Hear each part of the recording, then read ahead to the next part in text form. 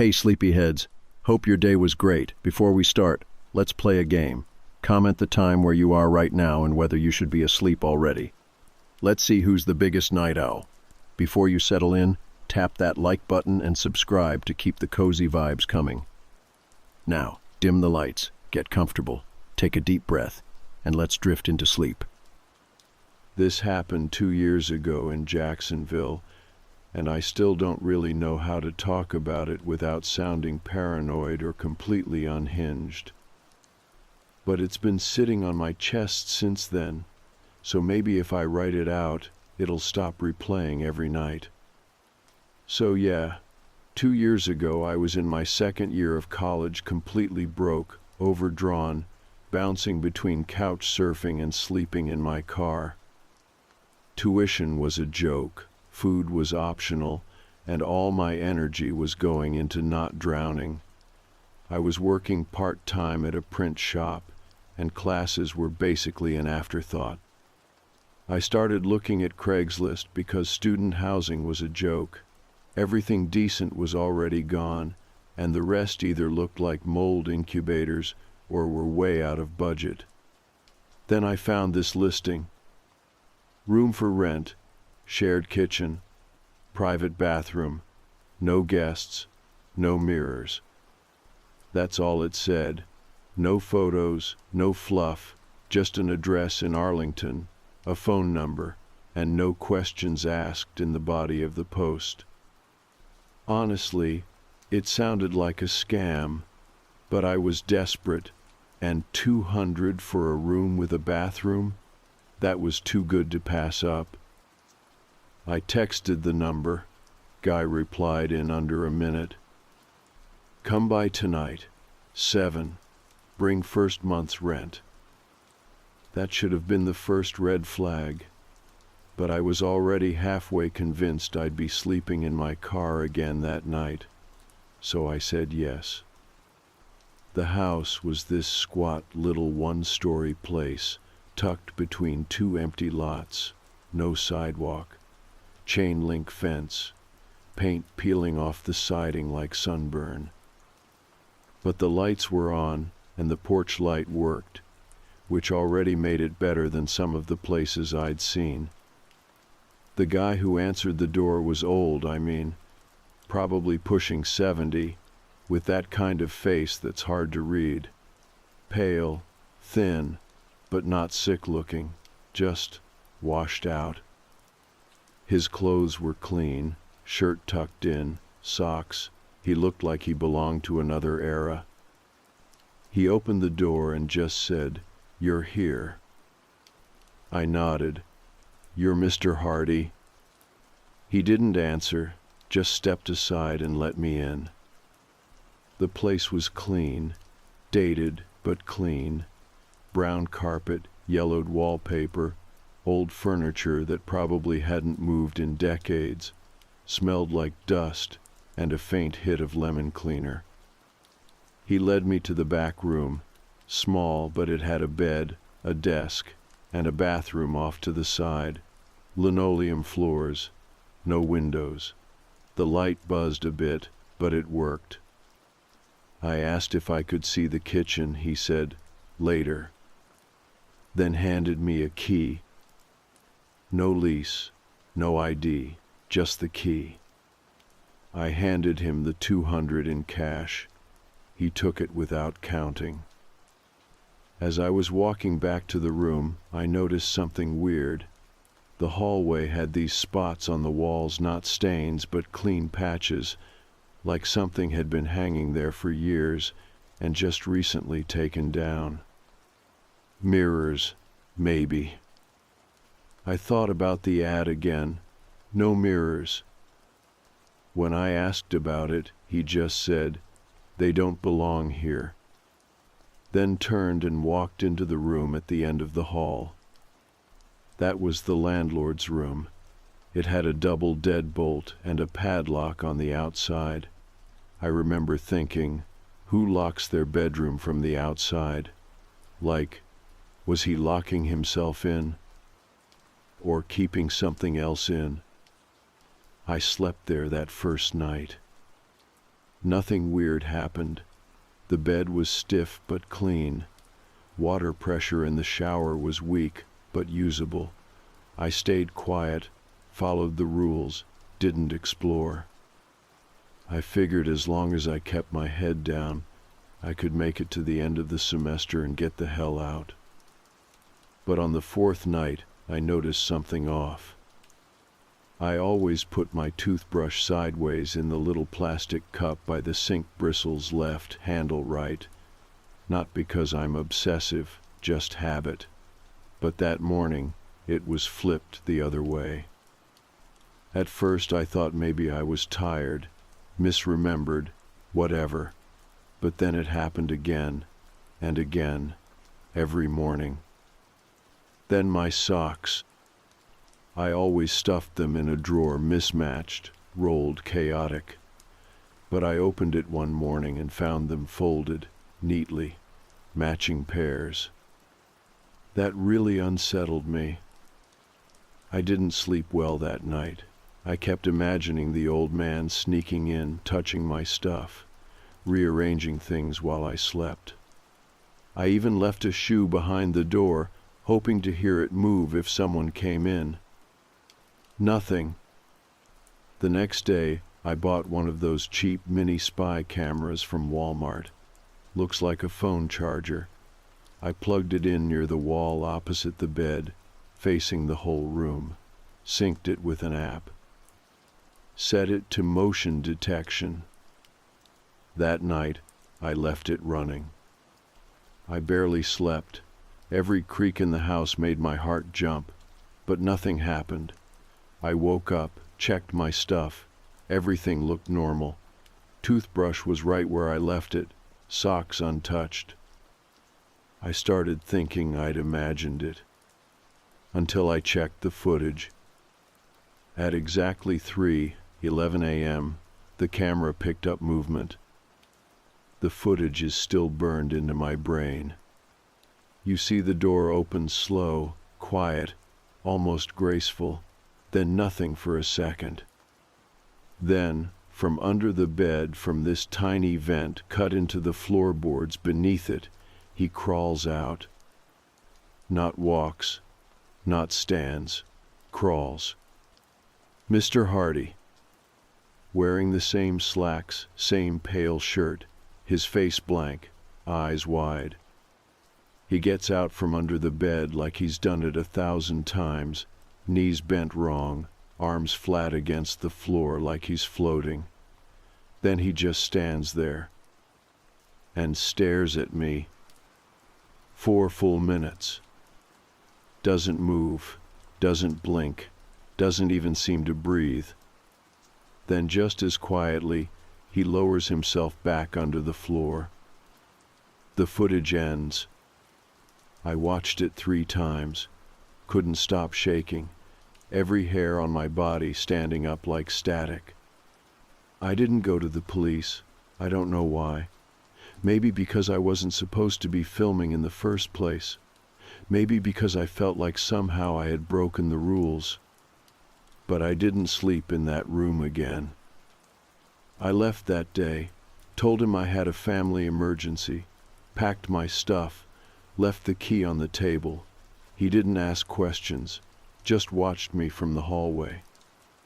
Didn't blink. I got a new place, couch surfed again, took on more hours at the print shop, barely scraped by till the semester ended.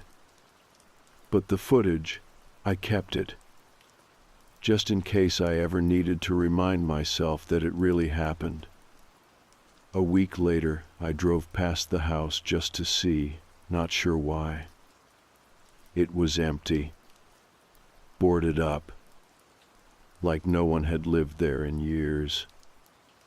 And I swear to God, I saw my room's light still flickering, even though there was no power. After I left, I didn't tell anyone. I know that probably makes me sound weak, or paranoid, or worse, like I made it all up. But what would I even say? Hey, I caught my landlord crawling out from under my floor in the middle of the night. and watching me sleep for 4 minutes straight, then slithering back in like some kind of human rat. No one would believe me, and honestly, I didn't want them to, because if they did believe me, then that meant it was real, and I wasn't ready to sit with that yet. So I buried it, told people I left because the house was gross, or the guy gave me a weird vibe, or that I needed to be closer to campus. Whatever excuse sounded least dramatic. But the footage never left my phone. I didn't watch it again, not at first. It was like having a loaded gun in your drawer. You knew it was there, but you didn't need to take it out unless things got bad. And things were quiet for a while. I ended up crashing on a classmate's couch for the rest of the semester. She had a decent 2-bedroom and didn't mind me being there, as long as I pitched in on groceries and didn't leave dishes in the sink. The vibe was chill. I slept with my phone under my pillow. I stopped checking the closet 3 times before bed. For a while, it felt like the whole thing had been a bad dream. Then, about 3 weeks after I left, I got a text from an unknown number. "You forgot your mirror." That was all it said. No name, no image, just those 5 words. I stared at it for a long time, like maybe if I looked long enough, it'd make sense, but it didn't. I hadn't brought a mirror with me, not a hand one, not a wall one. The only mirror I owned had been cracked, and I'd thrown it out before I ever moved into that place. He didn't allow mirrors. It was one of the rules. I deleted the text, blocked the number, didn't sleep that night. The next day, I went to campus early, sat through 3 classes without remembering a single word of the lectures. Everything felt slippery, like my thoughts couldn't settle, like I was thinking through fog. By the time I got back to the apartment, the sun was already going down. I found a note taped to the front door. White paper, neatly folded, no envelope, just my name written in precise slanted cursive across the top. Inside it read, "There's a gap in the floor where you used to sleep. You left something in it. Come back." That was it. I looked around the hallway. No one. Just the hum of porch lights, the soft thump of someone's TV through the wall, and the distant sound of a car alarm chirping 3 streets over. I took the note inside, showed it to my roommate. She frowned, read it twice, then said, "Is this some kind of stalker thing?" I told her it was probably a prank, that I'd had a weird landlord once, and maybe he was mad I left without notice. She didn't push it, but I could tell it unsettled her. That night she locked her bedroom door. So did I. I watched the footage again. The part where he crawls out. The way he doesn't look human, when he moves not in a monster kind of way, but in that too quiet, too smooth way, like his body had been built for tight spaces, like he was used to navigating the world below floorboards, between walls, underneath things. He didn't blink. Not once. I kept pausing on that moment frame by frame, trying to see if maybe there was something else I'd missed. A twitch, a breath, a reason. But there wasn't. Just the stare. And then the retreat. After that night, I started looking up property records. I figured if I could find out who the guy really was, if the house was even his, maybe it would make everything feel less surreal. Like maybe he'd turn out to be a squatter or someone off his meds, or just a guy who'd been there so long no one questioned it anymore. The house was owned by someone named Edward R. Hardy, age 72. Same last name he gave me. But here's the thing. According to the records, he died 6 years ago. Officially, there was an obituary, funeral notice, cremated, no next of kin listed. Which meant whoever I met, whoever handed me that key wasn't supposed to exist. Or someone else was using his name. Or something else entirely was pretending to. I went back to the street. I don't know why. It was around midnight. I parked a block away and walked, hoodie up, hands in my pockets. No flashlight, just the glow from street lamps and my own heartbeat hammering in my ears. The house looked the same. Windows boarded up. Weeds thick around the porch steps. But the porch light was on. I stopped in the driveway, couldn't make myself go closer. I just stood there, staring at that faint yellow glow, wondering who or what was keeping the bulb from burning out. Then the door opened. Slow.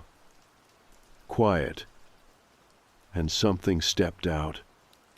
Not all the way, just far enough that I could see the shape.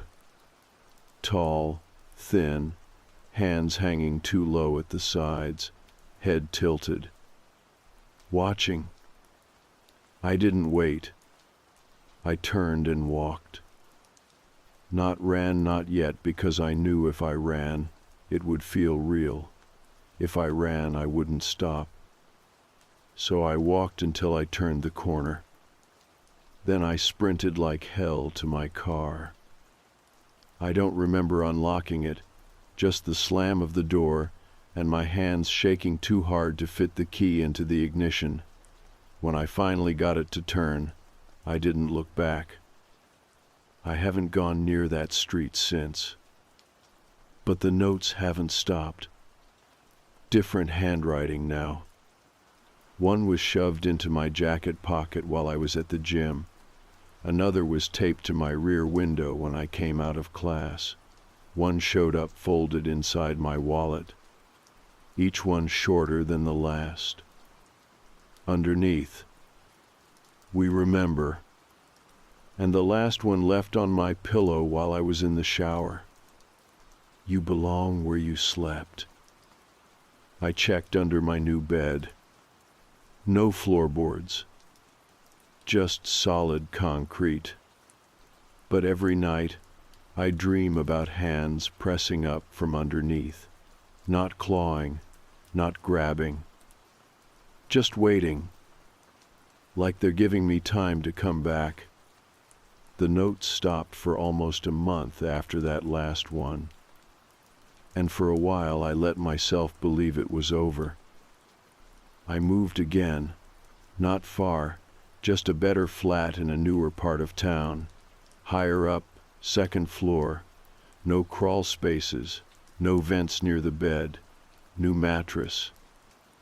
I even bought one of those doorstop alarms that screech if anyone tries to open the door.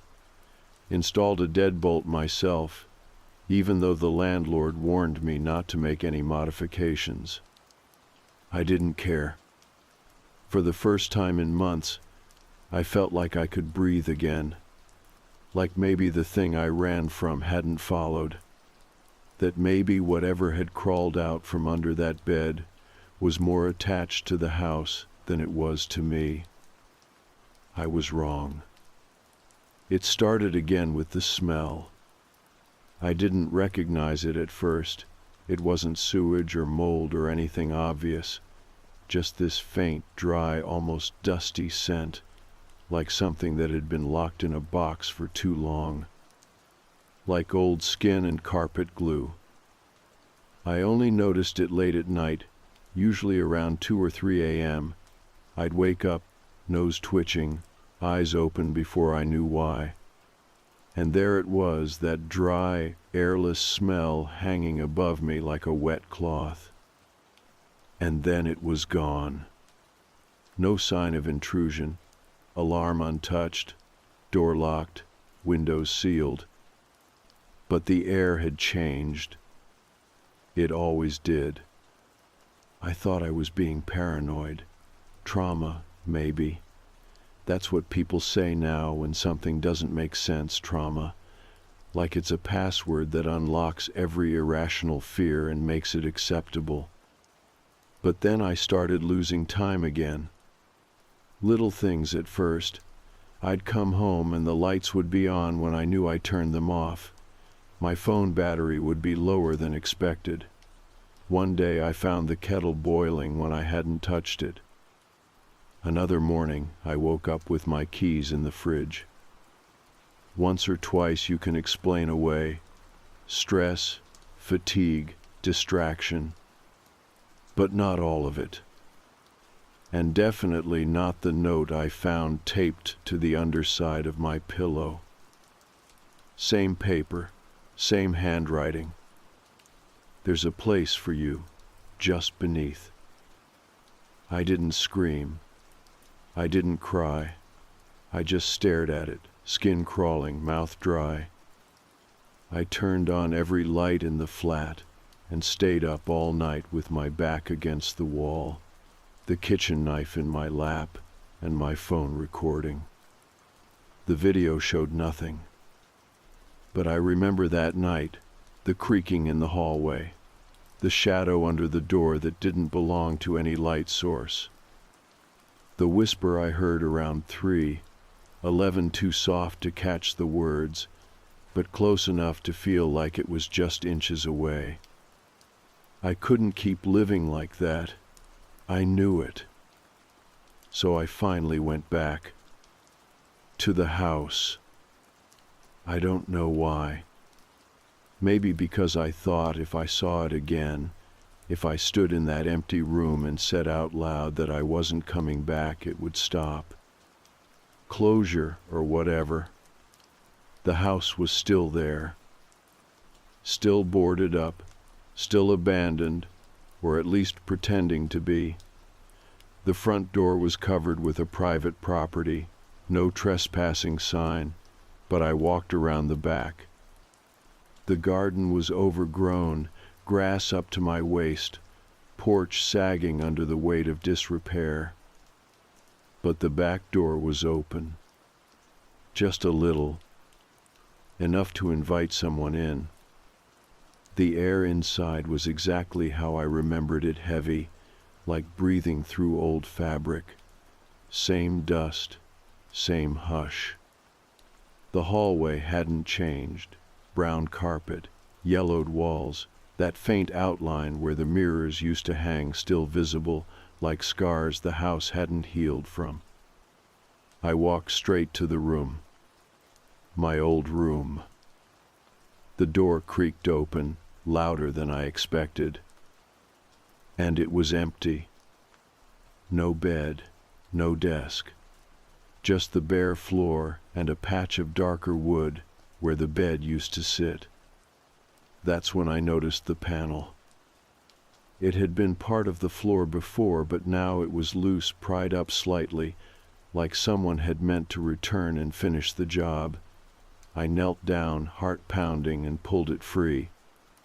Underneath was a crawl space. No light, no obvious depth. Just black. I held my phone over it, flashlight on, and pointed the beam down. And there it was. A nest. Not like an animal nest, a human one. Blankets, old food wrappers, bits of cloth that looked like clothes cut into strips, a spoon, a comb, a faded magazine from 2009, and right in the center, a mirror. A round handheld mirror with a crack running straight through the glass. It was the only one in the house. I reached for it, but as soon as my fingers touched the handle, I heard movement. Not behind me. Below me. A slow shuffle, bare skin on wood, something breathing in air that had no oxygen left in it. I dropped the mirror, slammed the panel shut, backed away so fast I nearly tripped over myself. And then I ran. Out the back, through the overgrown yard, back to my car with shaking hands and lungs too tight to scream. I didn't stop driving until I was home. And when I got there, my front door was unlocked. I always lock it, every time, even if I'm just taking out the trash. I stepped inside, holding my breath. The lights were off, the windows closed. But in the center of the living room floor was a folded blue blanket. Not mine. And resting on top of it, a mirror. The same cracked one. With a note taped to the back. You saw it. That means it's yours. I didn't sleep that night. I barely moved. Just sat on the floor across the room from it, watching it like it might jump up and speak. I don't know what it wants, or if it even wants anything. But I know it's not finished. And I know I should have never gone back. Because I don't think it followed me. I think it was always here, waiting. The next morning, I did something I hadn't done in a long time. I called my dad. We hadn't talked much in the past few years, nothing dramatic, just life doing what it does. But after that night, with the mirror sitting in the middle of my living room like a dropped warning, I needed to hear a familiar voice. Someone who remembered me before any of this started. Someone who could remind me I was still me. He picked up on the second ring. "Hey, stranger." "Hey," I said, trying to sound normal. "You busy?" "Always, but not too busy for you. Everything all right?" It took me a second to answer. "I don't know." I didn't tell him everything, just said I'd had a weird experience with a rental, and now I was feeling off that something was following me, watching me. I expected him to laugh, or at least brush it off. But he didn't. "You trust your gut?" "Yeah," I said. "Then listen to it. Leave if you have to." He told me about this story from when he was in college, a guy in his dorm who used to take apart the light fixtures because he swore there were cameras in them. Everyone thought he was losing it. Turned out the building did have surveillance left over from a different tenant before the university bought the property. It wasn't a perfect comparison, but I got the point. Just because something sounds crazy doesn't mean it's not happening. We talked for a while longer. He made me promise I'd go stay somewhere else if things got worse. I promised. And then I didn't. Because when I turned around after hanging up, the mirror was gone. Just gone. No sound, no door opening, no footprints. The blanket was still there, slightly rumpled, like something had sat on it. But the mirror was gone. That was worse than it being there. Because now it meant there were rules to this thing, boundaries, intent. It could leave and return. It could move through spaces I couldn't. It could choose. That night, I checked into a motel, cheap place near the edge of town between a Waffle House and a vape shop. I paid cash. Didn't give my real name. Kept the curtains closed and didn't turn on the TV. I sat in the middle of the bed and stared at the door. Nothing happened. No notes. No scratches. No sounds. And for a second, I thought maybe it was over. Maybe the thing, whatever it was, didn't want to leave the apartment. Maybe I'd broken the pattern. But when I woke up the next morning, there was a knock on the door. Not loud. Just one soft, slow tap. I froze. Waited. Nothing else. I crept to the door and looked through the peephole. No one. But when I opened it, there was an envelope on the ground. Inside was a photograph. It was me, sleeping, in the motel bed. From the angle of the photo, it had been taken from the ceiling, not the corner, directly above. There was writing on the back. Not here. Home. I packed up in less than 5 minutes, left the envelope in the trash, got in my car and drove not back to the apartment, not to my dad's, just away. I didn't have a plan. I ended up pulling into a rest stop an hour south and sitting in the car until my legs went numb. That night, I slept in the car and dreamed for the first time in weeks. In the dream, I was standing in my old room, the one in the Craigslist house, except it was wrong. The walls were all mirrors. Every surface reflected me, but none of them were me now. They were old versions, one from high school, one from childhood, one I didn't even recognize.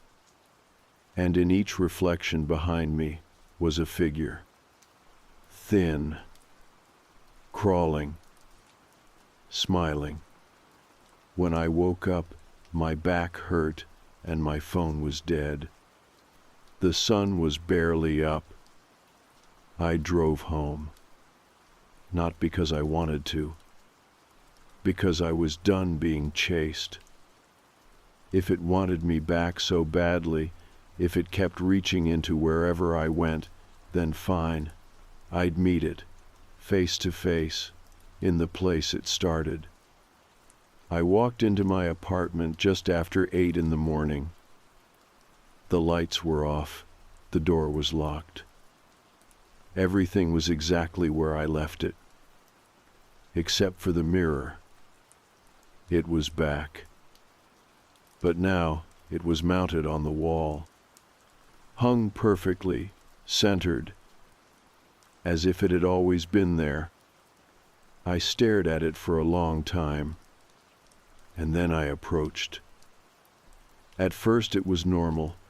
My reflection looked like me, same hoodie, same tired eyes, same hollow in my cheek where I bite it when I'm stressed. But the longer I looked, the more I realized something was off. The reflection wasn't mirroring me anymore. When I tilted my head, it didn't follow. When I stepped forward, it didn't move. It just watched. Then slowly it lifted a hand and tapped the glass 3 times. I ran. Didn't pack, didn't lock the door, just got in the car and drove. Again. That was 2 nights ago.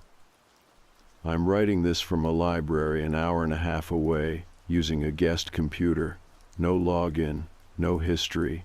I've disabled everything I can. Because this morning, I found a note under the windshield wiper of my car. Reflection successful. Transfer complete. And it was signed.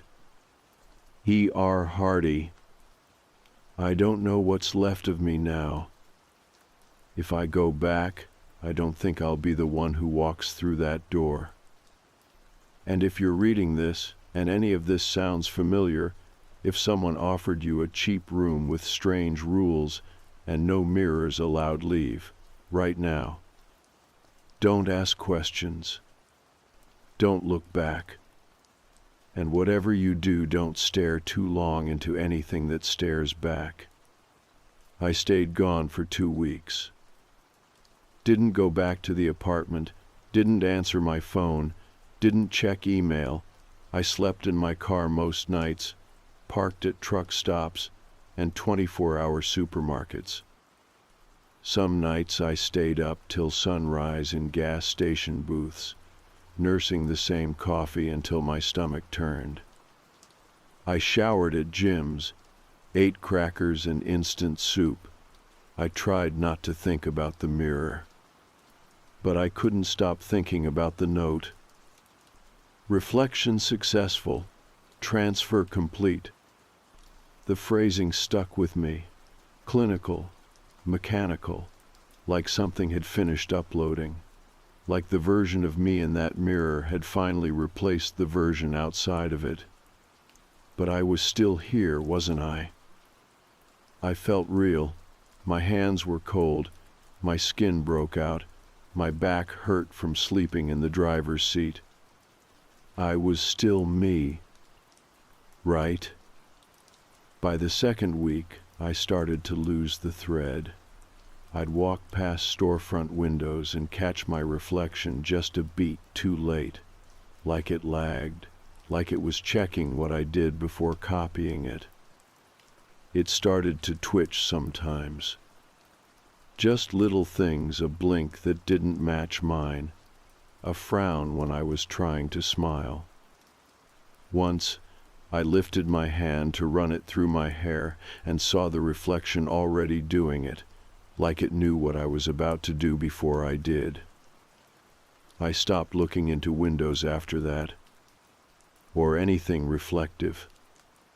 I turned off the rear-view mirror in my car, used only paper cups at coffee shops, avoided shiny cutlery, water surfaces, shop doors. You don't realize how much glass is around until you're trying not to look at yourself in it. I probably seemed unwell. Dirty hoodie, red eyes, flinching at chrome napkin dispensers. People started giving me a wide berth. Eventually I cracked. I couldn't keep wandering. I called the only person who'd believe me, even if she didn't want to, my cousin Alex. Alex is one of those people who never reacts the way you expect. She once calmly pulled a possum out of her bathtub with salad tongs and didn't even post about it. She's hard to rattle, which is why I called her. She picked up on the first ring. "Tell me everything." And I did. I told her about the Craigslist room, the landlord, the crawl space, the mirror, the notes, the dreams, the thing under the bed.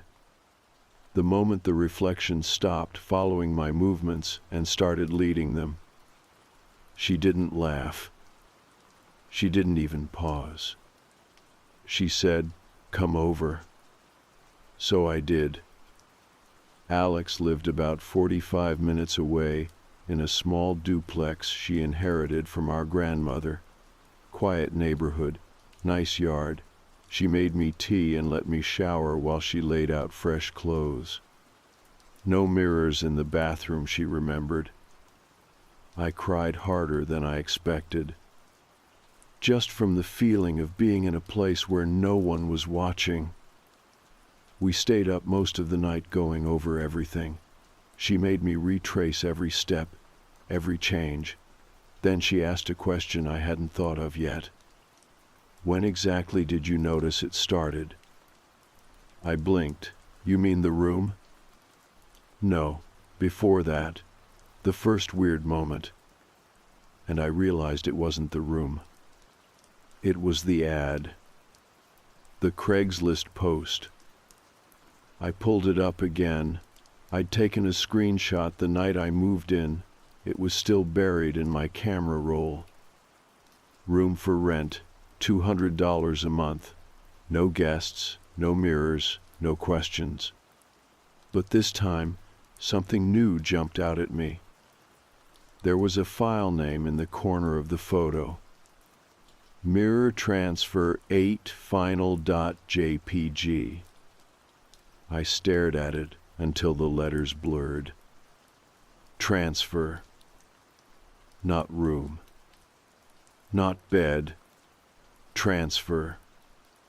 As in a process, a system. Eighth one, apparently. Final. Alex leaned in over my shoulder. Who the hell names a room photo mirror transfer unless they're documenting something? We looked it up. Every reverse image search engine we could find, but nothing came up. No matches, no copies, no similar postings. It was like the image had only ever existed for me. That's when Alex got weirdly quiet. She said, "You've seen this landlord's face, yeah?" "Of course," I said. He opened the door. "What did he look like?" I paused, because I couldn't remember. Not clearly. I knew the general shape, old, thin, pale, but his face, I couldn't picture it, not even a blur, just a black space where a memory should have been. "You think he was wearing something?" I asked. "A mask?" "No," she said. "I think you never saw him at all. I think whatever let you in just wore a face you accepted and waited until you crossed the threshold." I stared at her. "That's why it was so cheap," she said. "Because you weren't paying rent. You were agreeing to something." But I didn't agree to anything. "You went in, right? Slept in the bed?" I nodded slowly. "Then you agreed." We sat in silence for a long time. Around 3 a.m, Alex said she needed to check something. She went into her office and came back with an old photo album, one of those thick plastic page things from the 90s. She flipped through it until she found a picture from when we were kids at a family reunion in Fort Lauderdale. I was about 8 in the photo, standing near a picnic table, eating a popsicle. Alex pointed to the background. There, blurry but unmistakable, was a silver-framed mirror leaning against a tree. And in the reflection, something stood behind me. Not anyone I recognized. Too tall. Too thin. Watching. That night, I didn't sleep. Neither did Alex. When morning came, she handed me a car key and said, "You need to go back. Finish it." "Finish what?" I asked. "Whatever didn't finish you." I didn't understand what she meant, but I drove anyway. Back to the apartment. Back to where I left the blanket, the cracked mirror, the last note. The place was quiet. Air still, curtains undisturbed. But in the center of the living room, something new waited. A box. Old wood, blackened with age, hinges rusted, no lock. I opened it. Inside were 7 photographs, each one showing a different person sleeping in that same Craigslist room. Different bed sheets, different clothes, but always the same layout, always the same camera angle. The last photo? Me. But not from the video I took. This one was from above. And the timestamp said 3:18 a.m., June 4th, 2019. The night before I moved in. When I saw the timestamp on that photo, me sleeping in the Craigslist room a full night before I ever moved in, something inside me cracked. I stood there, holding it, fingers cold. My brain wanted to go into denial, to say it was faked, photoshopped, anything. But I knew the sheets in that photo, that ratty gray blanket. That was mine. I'd brought it from the trunk of my car that first night. The socks on the floor were the same mismatched pair I wore the day I toured the place. Except I hadn't toured it. Not really. I'd just moved in. I sat on the floor, all 7 photos spread out beside me, trying to figure out what they had in common. The people weren't the same age, not the same gender, not the same body types. But they all had one thing in common. They were alone. Each of them sleeping alone in that same room, same camera angle, same quiet stillness. All at 3:18 a.m., including me. I checked the underside of the box for more writing, some clue, anything. One small phrase, etched into the wood like it had been scratched in with a nail. He doesn't take you, he becomes you. I left the box, took the photos with me, burned them in a metal trash can behind a gas station on the edge of town. Watched every corner curl and blacken until there was nothing but ash and smoke and the smell of something older than paper. And that should have been the end of it. But when I got back to my apartment that night, the new one, the place I'd only spent a few nights in before running, something was wrong. Not the door. Not the locks. Not the lights. Me. I was wrong. It took me a while to figure it out. I looked fine in the mirror when I finally worked up the nerve to check, but something was off. Not in the reflection, in the timing. I was remembering things before they happened. Only by a few seconds at first. I'd reach for my phone and realize it was already in my hand. I'd open my mouth to speak and hear the words before I said them. Like I was watching myself go through the motions, like my body was predicting me instead of responding to me. And then came the dreams. Always the same. I'm back in the room, the original room. But now I'm on the floor, not the bed. The mirror is above me, hovering in the air, spinning slowly. And from underneath the crawlspace, hands are reaching. Not grabbing, not violent. Just offering. One holds a cracked mirror. One holds a toothbrush. One holds a key. All the things I'd touched. All the things I'd agreed to without knowing. One night, I woke up with the taste of lemon cleaner in my mouth. I hadn't used any.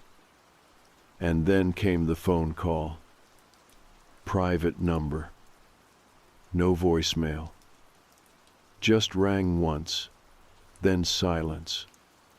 Then the next day, my voicemail app glitched. Said I had a new message even though the inbox was empty. I rebooted my phone. Message gone, but my wallpaper had changed. Not a big change, just a slightly altered photo of me and my cousin Alex. Same background, same pose. But I wasn't blinking. Neither of us were. I called her immediately. She picked up, but it didn't sound like her. Her voice was flat, slowed down, like a recording being dragged across old tape. "I'm fine," she said. "You're okay now." "You're not okay," I said. Long pause.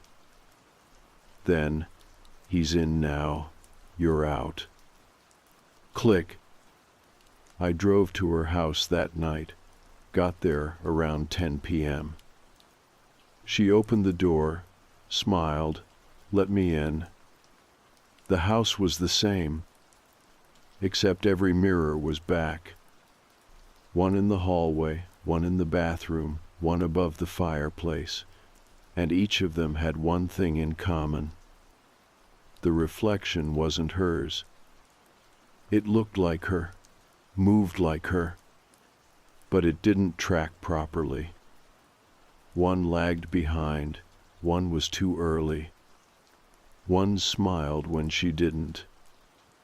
I tried not to panic, tried to make small talk. "You brought them back," I said quietly, nodding toward the mirror in the hallway. She tilted her head. "I never took them down. We sat for tea. She made me peppermint, same way she always did, same mug I remembered, everything almost right. But when I looked at her hands, I saw faint scratches across her knuckles, deep, fresh, like she'd been digging, or trying to claw her way out of something that didn't let go. That night, I didn't sleep. I stayed in the guest room, locked the door, put the dresser in front of it, blocked the mirror with a towel, sat up with the light on. At 3:18 a.m., I heard her humming. Not down the hall, through the vent. Soft, slow, familiar tune, one I remember our grandmother singing to us as kids. But the voice was wrong. Too low. Too stretched. I left before sunrise, didn't say goodbye, didn't wait for breakfast. I don't think I'll see her again. I don't know what's in her place now. All I know is this. I kept running for months, motel to motel, town to town, until one day it stopped. The lag, the dreams, the feeling of being watched from inside. I found a new place, shared flat, normal lease, no strange rules. Mirrors are allowed. People knock like they're supposed to. The walls don't whisper. But sometimes, every once in a while, I wake up at exactly 3:18 a.m. Not from a noise. Just this sudden knowing. And I lie there, breathing, frozen, not daring to move. Because for a split second, I can feel it. Not under the bed. Not in the mirror. Inside me. Stirring. But it passes. And I remind myself I left. I got out. I didn't let it finish whatever it was doing. And most nights, that's enough to fall back asleep. Most nights. But sometimes, I still dream of that room, and I see myself lying in the bed, breathing, blinking, smiling, just a few seconds too late. Okay, I don't really know how to start this, but it's been eating at me for weeks, and writing it out is the only thing that feels halfway sane. I'm not claiming this is paranormal or anything. I don't even know what this is, but it happened. It's still happening, I think. I live in Manchester Rusholme specifically, and I work late shifts at this cafe near the city center, off Portland Street. Small place, nothing fancy. We close around 7 most nights. My shifts are usually afternoon till close, which means I'm the one locking up while the city's just starting to wind down. There's a lot of foot traffic during the day, but in the evenings it gets quieter. Still safe enough, though. You get your usual people hanging around, delivery drivers, office folks, uni students, a few regulars who linger on their phones a bit too long. It never bothered me. Until I noticed the car. It was just a silver Peugeot, I think a 307. I'm not great with models, but it was one of those older ones with slightly fogged out headlights and a dent near the back wheel. The first time I noticed it, I didn't think much of it. It was parked directly across from the cafe. Nothing weird. Just sitting there, engine off, windows up. No one got out. I assumed someone was waiting for a partner, or maybe just finishing a phone call. That's normal. We're right by a pharmacy and 2 takeaways people idle there all the time. But then I noticed it again the next night. Same car, same spot, same time. Still, I brushed it off. Maybe someone lived nearby. Maybe it was coincidence. But by the 4th night in a row, it was getting harder to pretend I wasn't clocking it. And then, after the 5th night, I decided to test it. I left through the back entrance, cut through the side alley, and looped around on foot to the main road. I stood behind a lamppost across the street and watched. The car was still there, headlights off, but I could just make out a silhouette in the driver's seat, not moving, just sitting. I stood there for 10 minutes, no movement, no one got out. Eventually I gave up and walked home, trying to tell myself I was being paranoid, that I was projecting some podcast I'd listened to onto a tired commuter. I didn't see it again that week. I figured that was the end of it. Until the following Tuesday. I went to my gym after work. It's about 20 minutes away in Salford, tiny place above a chemist's, nothing fancy. I got out around 9:30, and there it was. Same silver car, parked just a bit down from the entrance, windows fogged up from the cold, headlights off. I didn't see the person inside until I was directly across from it. He didn't move, didn't turn his head, but I knew he saw me. You know when you just feel someone looking right at you, that heavy pressure on your back? I kept walking, didn't even glance directly at the car, just went around the corner and stood behind a skip until I was sure I wasn't being followed. I don't know why I didn't call anyone. I guess I didn't want to sound dramatic. What was I going to say? There's a car that keeps appearing wherever I go. It sounded unhinged even in my own head. Plus, no one had actually done anything. It got worse when I saw it outside my flat. Rusham's a busy area, loads of parking turnover. I usually have to leave my car 2 or 3 streets away.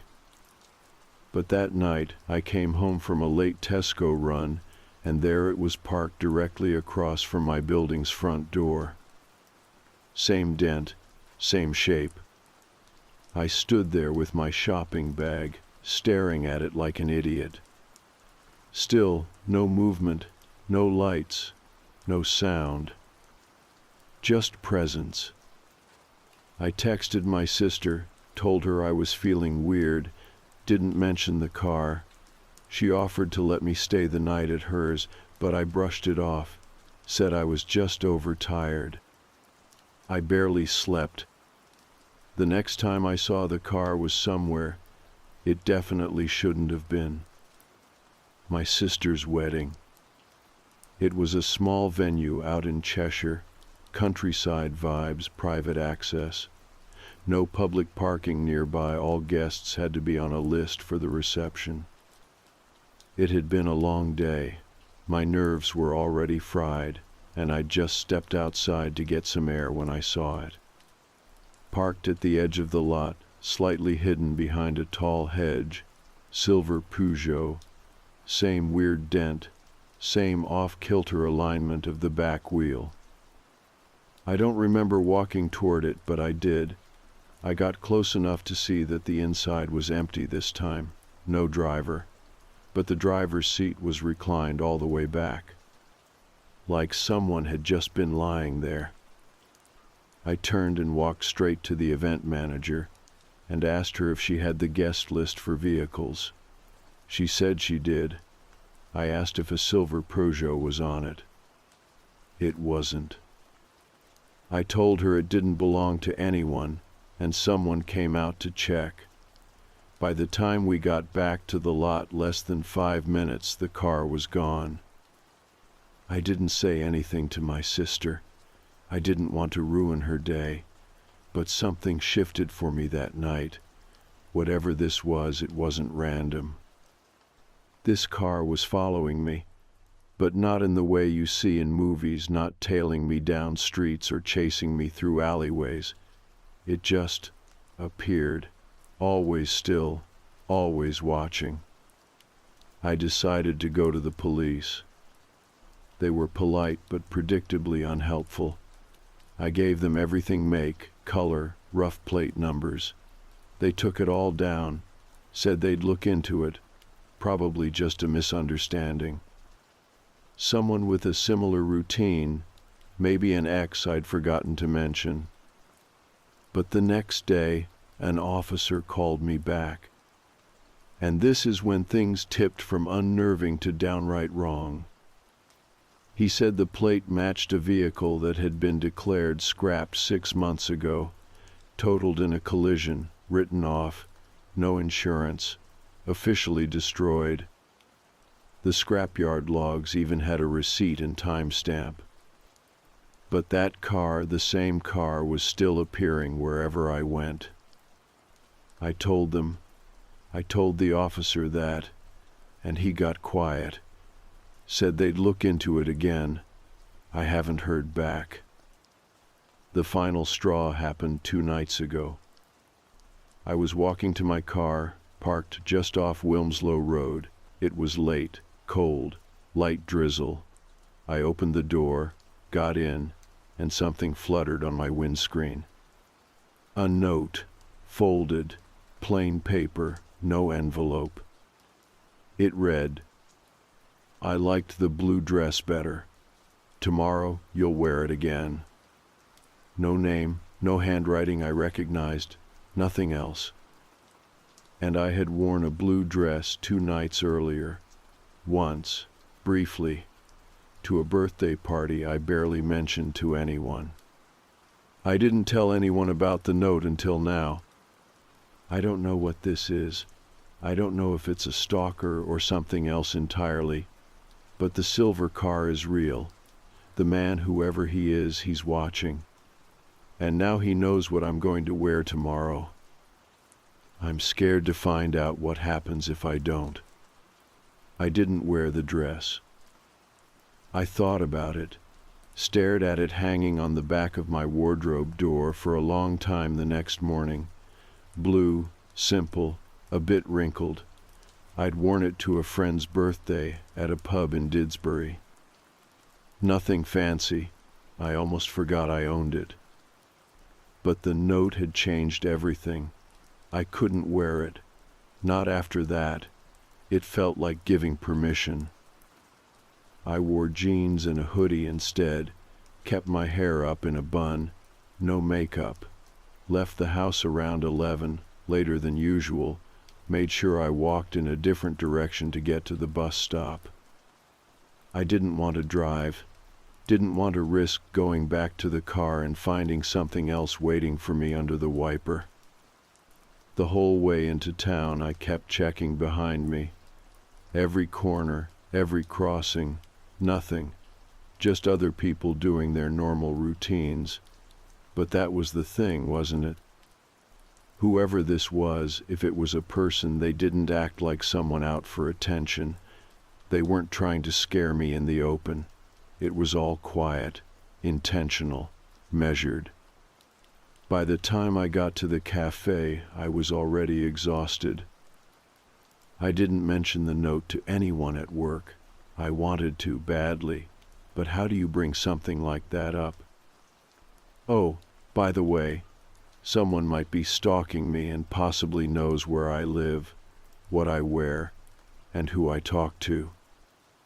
Doesn't exactly roll off the tongue in a break room conversation. Around 4 p.m., I started feeling this tightness in my chest. Not a full-blown panic attack, I've had those. I know what they feel like, but more like a weight. like I was being pushed toward a moment I couldn't name yet, a slow, thick dread.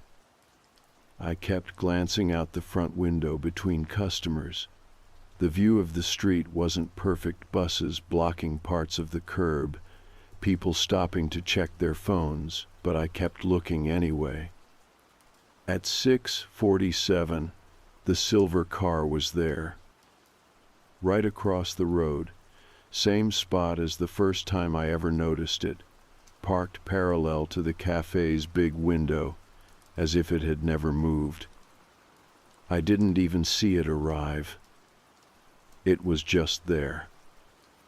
I couldn't see the driver, not clearly. The windows were tinted and it was dark out, but I swear there was someone sitting behind the wheel, not moving, no phone out, no radio glare. I must have frozen for a full minute. I heard Gemma behind me, she was doing the till, ask if I was all right. I mumbled something about being tired and stepped into the back, hands shaking. I tried to call the police again. They didn't answer, or rather, they did, but it was a switchboard. I was on hold for almost 10 minutes, and by the time someone picked up, I was already spiraling into this weird mental loop where I doubted everything. What if it's not the same car? What if I'm just seeing what I'm afraid to see? What if someone I know is messing with me? But then, the note. That wasn't imagined, it was real, tucked under my wiper blade like a warning wrapped in politeness. The officer who finally came on the line was kind. She listened, took my details again. I asked if anyone had followed up on the registration number. She went quiet for a second, then said, "It's still listed as scrapped. There shouldn't be a vehicle matching that description on the road." I asked if it could be cloned plates, someone using the number from a destroyed car to avoid tracking. She didn't say yes, but she didn't say no either. She just told me to keep a record, write things down, take pictures if I felt safe doing so, and not to approach the vehicle, as if I wanted to get close to it. I hung up, told Gemma I had a headache and needed to leave a bit early. She was sweet about it, said she'd finish the close. I left through the front, but took a wide route around the car, pretended to be on my phone, didn't look directly at the windows, just enough of a glance to confirm, yeah. There was definitely someone inside. Pale face, maybe male, sitting too still. I walked 5 blocks out of my way before calling an Uber. I was halfway home when I realized what scared me most wasn't the fact the car was still following me. It was that I hadn't seen it following me. No movement, no sound. It was just always where I was about to be. That night, I didn't sleep. I stayed on the couch with the curtains half drawn and the kitchen light on. Every 30 minutes, I peeked out the window. At 3:12 a.m., I saw it again. Parked on the opposite side of the road, no headlights, no interior light, just a dull reflection of the street lamp in its windshield. I took a photo this time, through the glass, zoomed in. The image came out blurry, but you can make out the car, and if you squint, a pale outline behind the steering wheel. But the part that turned my stomach wasn't the photo. It was when I looked at the time stamp, 3:12 a.m. The exact time I woke up the night before from a dream I couldn't remember, only that someone had whispered my name in it. And that night, I hadn't looked out the window. What if it had been there then too? What if it always had been? I sent the photo to my sister, didn't say much, just, "Seen this car around your place?" She texted back 5 minutes later. No, but I've seen it near Mum's. My blood ran cold. Mum lives in a retirement flat near the edge of Levenshulme. She doesn't drive anymore. Never had a reason to. I hadn't told her anything, hadn't mentioned the car, neither had my sister. But apparently, the silver Peugeot had been spotted there too.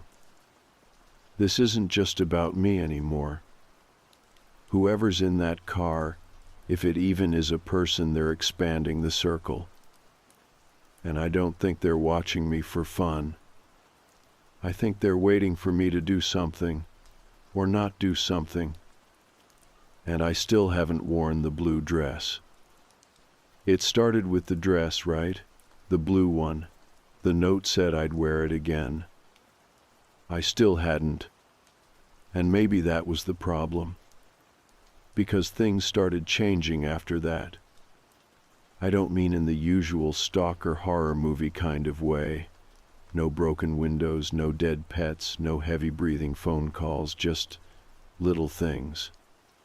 Small, precise shifts in my routine that I didn't make. It started on Thursday morning. I left my flat around 9, like I always do, to grab a coffee and get some air before work. I'm a creature of habit. I go to the same cafe on the corner, sit at the window seat, order a flat white, always pay cash. But that day, the barista smiled at me and said, "Back again? Twice in one morning?" I blinked. "Sorry. You just came in, like half an hour ago." I shook my head. "No, I didn't." He laughed awkwardly, like he thought I was joking. "Well, someone who looked like you did. Same jacket, even the same earrings." I laughed it off too, played along, but inside, my chest was tightening. I hadn't been there earlier. I know I hadn't. I looked around the cafe like maybe someone was still there, someone copying me, mimicking me. But the place was nearly empty, just a couple of students and an old man reading a newspaper. I tried to brush it off, went to work, didn't mention it to anyone.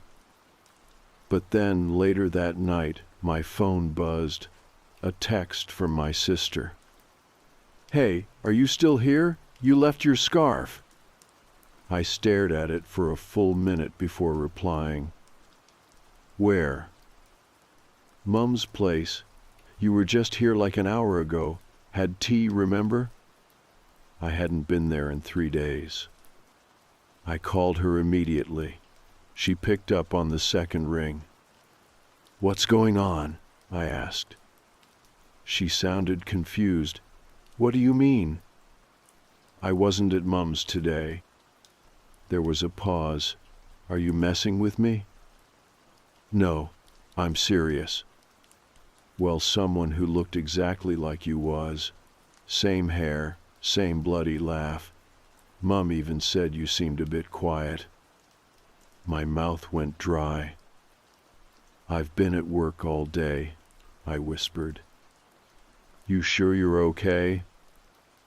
I hung up. That night, I didn't even try to sleep.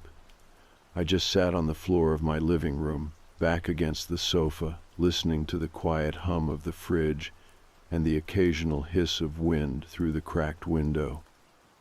At 2:54 a.m., a car drove past my building. I didn't see it, but I heard it. That specific engine sound low and uneven, like something not quite tuned right, and then the slow crunch of tires on gravel as it eased to a stop. I didn't move, didn't look, but my whole body was locked in place. A minute later, my phone vibrated. No number, just a single message. "She wears it better." I didn't respond. I don't think I even breathed. I don't remember falling asleep, but when I woke up, the sun was rising and my front door was locked. I checked my closet. The blue dress was still there, but it wasn't hanging on the hook where I'd left it. It was folded neatly on my bed, like someone had laid it out for me. That morning, I called in sick to work and took a cab straight to the police station. I brought the photo I'd taken of the car, printed the texts, even brought the dress, the folded one. I didn't know what I thought they'd do with it, test it for prints, fibers, blood. The officer I spoke to was polite, but his eyes glazed over halfway through. He nodded a lot, jotted things down, gave me a leaflet about personal safety. He suggested I see someone. As in, a therapist? I asked, voice flat. Well, just to talk through everything. Might help you make sense of it. Would you say that to someone who brought in a break? In report? He didn't answer. I left with nothing. That night, I wore the dress. I know, I shouldn't have, but I wanted to control something. It felt like I was being handled, like my own life had been put on rails, and someone else had the schedule. Wearing it felt like flipping the script, like if I wore it on my terms, it wouldn't mean what they thought it did. I went to the pub near my old uni, loud, busy, familiar, lots of bodies, lots of noise. I sat with a friend from work, didn't drink much, kept checking the window. No sign of the car, no texts, no notes. I felt okay until I went to the toilet. It was one of those grimy, mirror-lined loose where everything echoes. I was washing my hands, not really looking up, when I noticed something in the mirror behind me. A woman, standing just outside the stall area, wearing the same dress. Same cut, same color, but not mine. It fit her differently.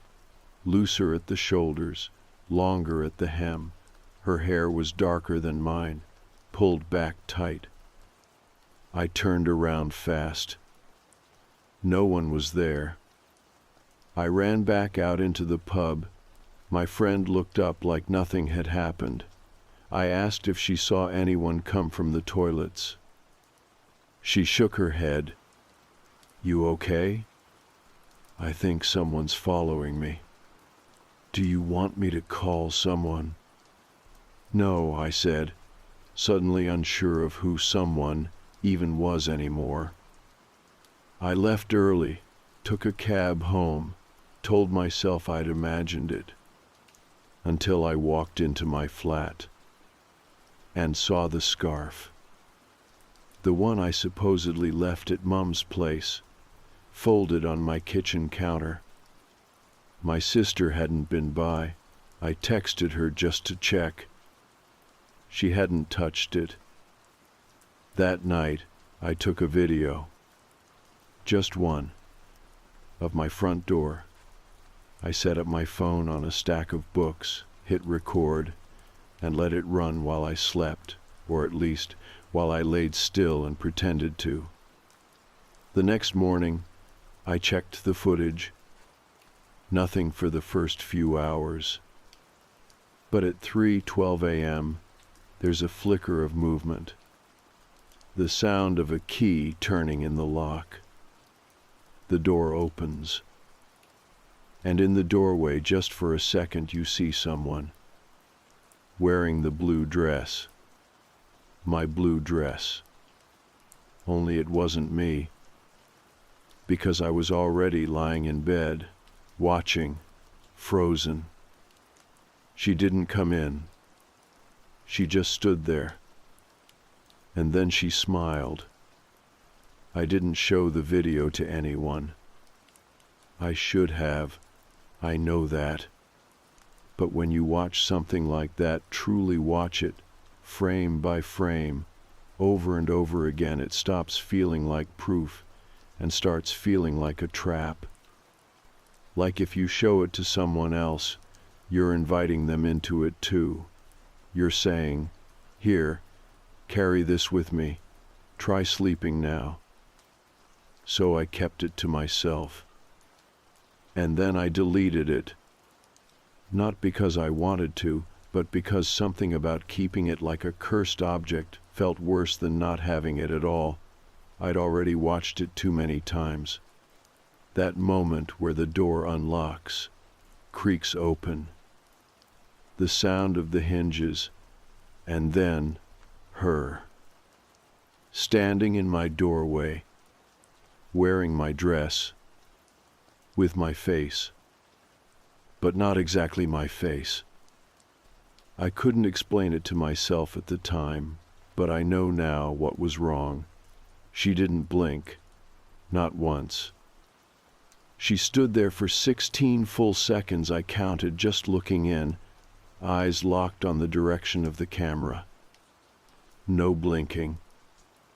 And then she smiled. Not in a creepy, exaggerated way, just slight, familiar, the kind of smile I'd give a friend I haven't seen in years. Then the door quietly closed again. Locked. The sound of footsteps fading down the hall. That was 3 nights ago. And since then, everything's been different. I don't mean that in a dramatic way, like the world turned upside down. I mean it in that unnerving, gut-sick way where everything around you keeps going, but you know something shifted. Everyone still says good morning the same way. The same adverts play on the tram. The cafe still sells the same lukewarm almond croissants, but there's a layer missing, or maybe added. Something between me and the world now, a thin sheet of glass, and I'm on the wrong side. I went to work the day after the video, even though I didn't sleep. I thought maybe keeping busy would help. It didn't. I was quieter than usual. People asked if I was okay, and I said I had a cold. One guy joked that I looked like I'd seen a ghost. I laughed. At 3:15 p.m., I went out back to dump the bins and saw the silver Peugeot parked across the road again. Not on our street, not directly outside the cafe, just around the corner, facing away, but unmistakable. I looked at it too long, I know I did. The windows were darker this time, or maybe the light was just different. I couldn't see inside. I wanted to walk up to it, knock on the window, say something, anything. But my legs wouldn't move. Not toward it, not anymore. And then, right before I turned to go back inside, the brake lights flashed. Just once. That night I stayed with my friend Lottie. I didn't tell her everything, but I said enough to make her concerned.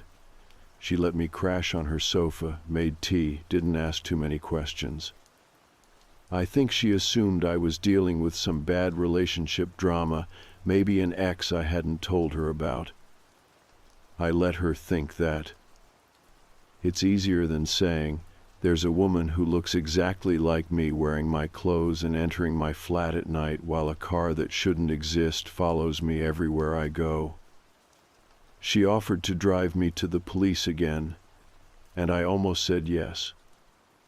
But then I remembered the officer's face, the blank way he looked at me when I mentioned the registration, like he'd heard it before, like he knew something, but wouldn't or couldn't say it. I slept for the first time in days at Lottie's. No dreams. No visits. No dress. I woke up feeling almost normal. Until I checked my phone. New message. You left the light on. I turned it off for you. No number. No reply option. Attached was a photo, taken from inside my flat. Living room, couch, blanket crumpled in the corner, TV remote on the armrest, the lamp beside the bookshelf, glowing softly. It had been off when I left, and in the corner of the frame you could see just a sliver of someone's arm. Wearing blue. I didn't tell Lottie. I thanked her, made an excuse about early shifts, and left. I went back to my flat around midday, heart pounding so hard it felt like my ribs would split. Nothing was out of place. The door was locked, no signs of forced entry. The window was shut. The blanket was folded differently, but that could have been my memory playing tricks. Except it wasn't. Because on the kitchen counter was another note. Folded, no envelope, same handwriting as the first. Don't leave the light on again. It makes you look tired. That's when I broke. Not in the scream and cry kind of way, just a quiet, full-body shutdown. I sat on the floor, back against the fridge, knees pulled up, and just stopped. Stopped trying to understand. Stopped trying to rationalize. There's only so much your brain can do before it runs out of plausible explanations. I stayed there until it got dark. And when I finally moved, it was to unplug every lamp, every appliance, every source of light in the flat. I covered the windows with spare towels and garbage bags, taped them shut, turned off my phone, turned off everything. I didn't want to be seen anymore. Not by her. Not by whoever's in that car. Not by anything. I laid down in the dark and told myself I wouldn't sleep. But I did. And I dreamed. She was standing over me, wearing the dress. Her face was inches from mine, and she wasn't smiling this time. She said in my own voice, "You can't keep hiding. You were never meant to stay separate." Then she reached down and touched my hand. And I woke up. In the dress. In the hallway. Front door wide open. I didn't move right away. I stood in the doorway, barefoot, half inside, half out, the cold air pulling at the hem of the blue dress. The same dress. I could feel it on my skin like it didn't belong there. Like it was wearing me instead of the other way around. I looked down and saw my keys in my hand, not held, clenched. My knuckles were white. My other hand was shaking. The hallway was empty, quiet, lights humming overhead. My upstairs neighbor's shoes were still tucked beside his door, and the carpet hadn't been disturbed. Nothing looked out of place, and that somehow made it worse. Everything around me was ordinary. It was me that wasn't. I stepped back inside, closed the door, locked it, twice. The flat was dark. I'd left it that way. No lamps, no light from the TV, nothing that could draw attention. But now it felt like something had been here while I was out of it. The air felt different. Tighter, like walking into a room where someone had just had a quiet argument. I walked to the bathroom and looked in the mirror. It was me. I think. But my eyes looked too alert, too steady for someone who'd just woken up in a hallway wearing a dress she hadn't put on. I took it off, folded it, stuffed it into a tote bag, and shoved it into the cupboard under the sink. Then I took a hoodie from the back of the chair and pulled it on, sleeves too long, the familiar smell of detergent and fabric softener grounding me, barely. I sat on the couch and tried to piece together a timeline. I remembered unplugging the lamps.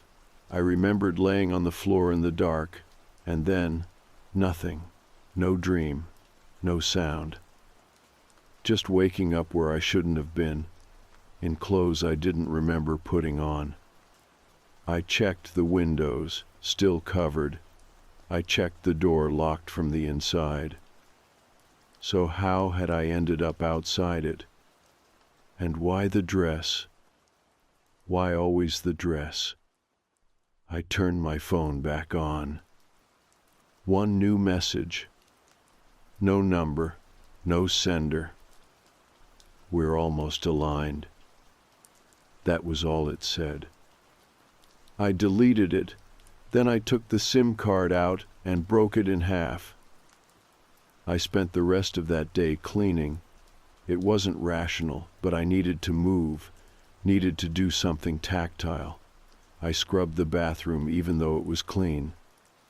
Took everything out of the kitchen drawers and reorganized them. Washed bedding that wasn't dirty. I was trying to push her out. Whatever version of me was bleeding into this one, the girl in the doorway, the girl in the mirror. I didn't want her here. I didn't want to be her. But you can only scrub a floor so many times before you start to see the shape of your own shadow stretched out across it. And then all you have left is the quiet and the waiting. That night, I didn't sleep at all. Just sat in the chair by the door, listening. At exactly 3:12 a.m., the hallway light outside my flat flickered. Just once. Then silence. The next morning I made a decision. I packed a bag. Basics only: toothbrush, chargers, leggings, jumper. Left the dress in the cupboard under the sink, still in the tote. Didn't touch it. I texted my mom, told her I needed a break. She didn't ask questions, just said of course I could stay with her. But I didn't go straight there. I went to the scrapyard. The one the police had said the Peugeot had been registered to. I'd remembered the name from the report's small place on the outskirts near Oldham, industrial estate with a row of mechanics and a fish and chip shop that always smells slightly burnt. I got there around 11. There was a man at the front in a high-vis vest, sipping from a thermos. He looked up as I approached. "Need something?"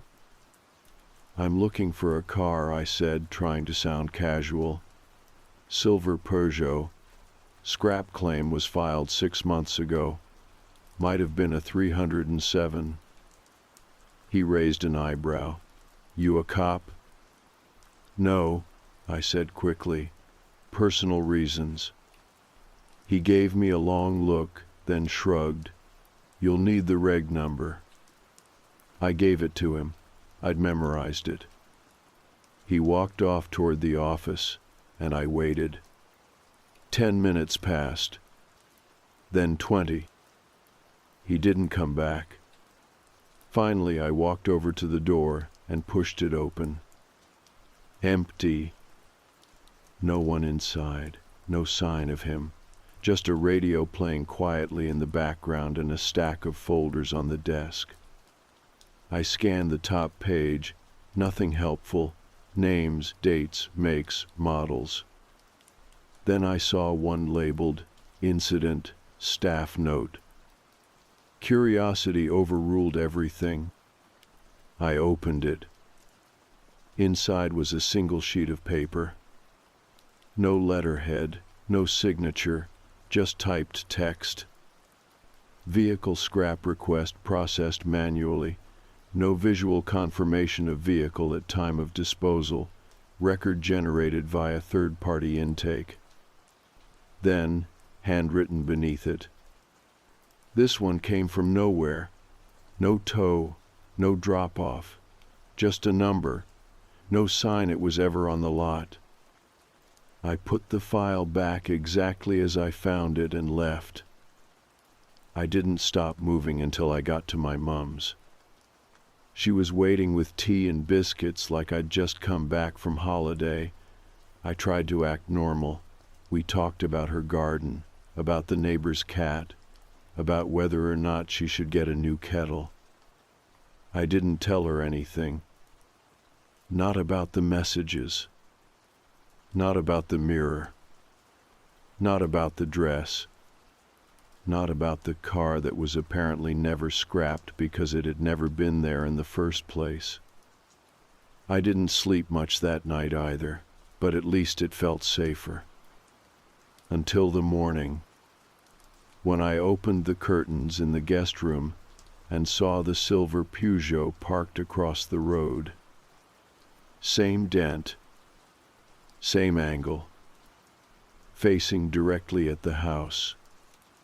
And on the window, in the condensation, someone had written, "Soon." I stood there at the window for a long time. Longer than made sense, longer than was safe. The message on the window soon had already started to fade in the sunlight. A thin sheen of dew rolled down the glass, dragging the letters with it until they blurred into nothing. But I kept staring at that car. The silver Peugeot, same dull paint, same dent by the rear tire, like it had never moved, never aged, never changed. It was just there, as it always had been. I didn't tell Mum. She was downstairs making toast, humming like nothing was wrong. And honestly, I didn't want to drag her into this. Not when I didn't even know what this was. After a minute, I stepped back from the window, took a breath, and decided, no more running. No more hiding at friends' flats, no more staring at screens, waiting for the next message, or the next dream, or the next visit. I was going to end it. I put on my coat, grabbed my bag, and walked out the door before I could talk myself out of it. The car didn't move. Didn't so much as twitch. I walked straight toward it, crossed the road, no hesitation this time. I reached the driver's side window and looked in. Empty. Again. But it wasn't just empty, it was wrong. There was no dust on the dashboard, no scratches on the wheel, no wear on the seat. It looked unused. Like it had been set dressed to look lived in, a prop more than a machine. And in the cup holder, folded neatly, was another note. I didn't want to touch it, but I did. Thank you for staying the course. The mirror has been calibrated. That was all it said. I stood there holding it, stomach dropping, heart weirdly calm. The note didn't feel threatening. It felt final, like a signed invoice after a long project. I walked around to the front of the car and looked for a plate. There wasn't one. Not even a bracket. I don't know how long I stood there, but eventually the passenger door unlocked by itself. A soft click, no sound from the locks, no movement from inside, just an invitation. And I took it. Because I had to. Because whatever this thing was, a person, a program, a version of me or something else, it had built itself around my life, my patterns, my choices, my face. And I needed to understand why. I got in. The interior was cold, not freezing, just sterile, like the air didn't come from outside. The radio was on, tuned to white noise, no station, no voice. I waited. Nothing happened. Then the rearview mirror flickered. not physically like a screen glitching, and suddenly it wasn't showing the street behind us. It was showing me, in my flat. Not me, now, me yesterday, lying on the floor, the blue dress folded next to me, eyes closed, completely still. Then the image shifted. The same flat, but someone else was standing over me. Same height, same hair, different face. Mine, but not. And I understood. She wasn't stalking me. She wasn't copying me. She was replacing me. And now that the mirror was calibrated, whatever that meant, the change was complete. I looked at my hands, turned them over. They looked the same, felt the same, but a sick feeling crept up from my stomach like I was suddenly aware of being looked through instead of looking out. I got out of the car, closed the door, walked home. The car didn't follow. It didn't need to. I spent the rest of the day in silence. No music, no phone. I didn't turn on the TV, didn't check the curtains. Just sat on the floor and tried to remember things, specific things, memories from before this all started. I tried to recall the texture of my old school uniform, the smell of my mum's hair after she'd come home from her shift, the way it felt to hold hands with someone for the first time and not think about what your face was doing. And I could. They were there, which meant I was still me. Right? That night I slept. No dreams. Just a soft, cold feeling, like something had been taken from me gently, not ripped, just lifted, like a splinter removed from skin you didn't know had been pierced. I woke up feeling lighter. Not better, but lighter. And I knew somehow that it was over. Not because anyone told me. Not because the car vanished. Because I felt complete in a way that scared me more than anything else. I was no longer being watched. Because whatever had been watching me was now in me, or had become me, or maybe I'd become it. I don't know the language for this kind of thing. No one does. But I do know this. The silver Peugeot hasn't shown up since. The texts stopped. No more notes. No more sightings of someone in my dress. It's been 2 weeks. I go to work. I walk home. I sleep. It's all normal. Except for one thing. My reflection. Sometimes it doesn't feel delayed anymore. Sometimes it feels like I'm the one behind. Like the reflection is already moving before I do. Like it's checking to see if I'll catch up. And once, just once, I smiled at myself. And the mirror didn't smile back. My name's Jonah, and I've never been a great sleeper. That's not an exaggeration or one of those casual complaints people make when they're a little tired. I mean it in the real sense. Since I was a kid, I've had this tense relationship with sleep, too light, too fitful, too fragile. Some nights I wouldn't sleep at all, and when I did, it was like my body was doing it against its will, just collapsing out of sheer necessity. I'd wake up feeling just as tired, sometimes more. No dreams, no peace, just a blacked-out stretch between anxiety and another morning. I used to joke about it, say my brain just didn't know how to shut off, but deep down, I knew it wasn't funny. I'd tried everything: apps, melatonin, guided meditations, white noise, blackout curtains, even that weird magnesium drink that tastes like chalky watermelon. Nothing worked. So when I saw an ad on a local subreddit looking for volunteers for a sleep study, I figured, why not? It sounded harmless. They'd monitor me overnight, run some tests, maybe try a new sleep aid. The post said it was university affiliated, run through a nearby hospital's sleep lab. I did a quick background check. It looked legit.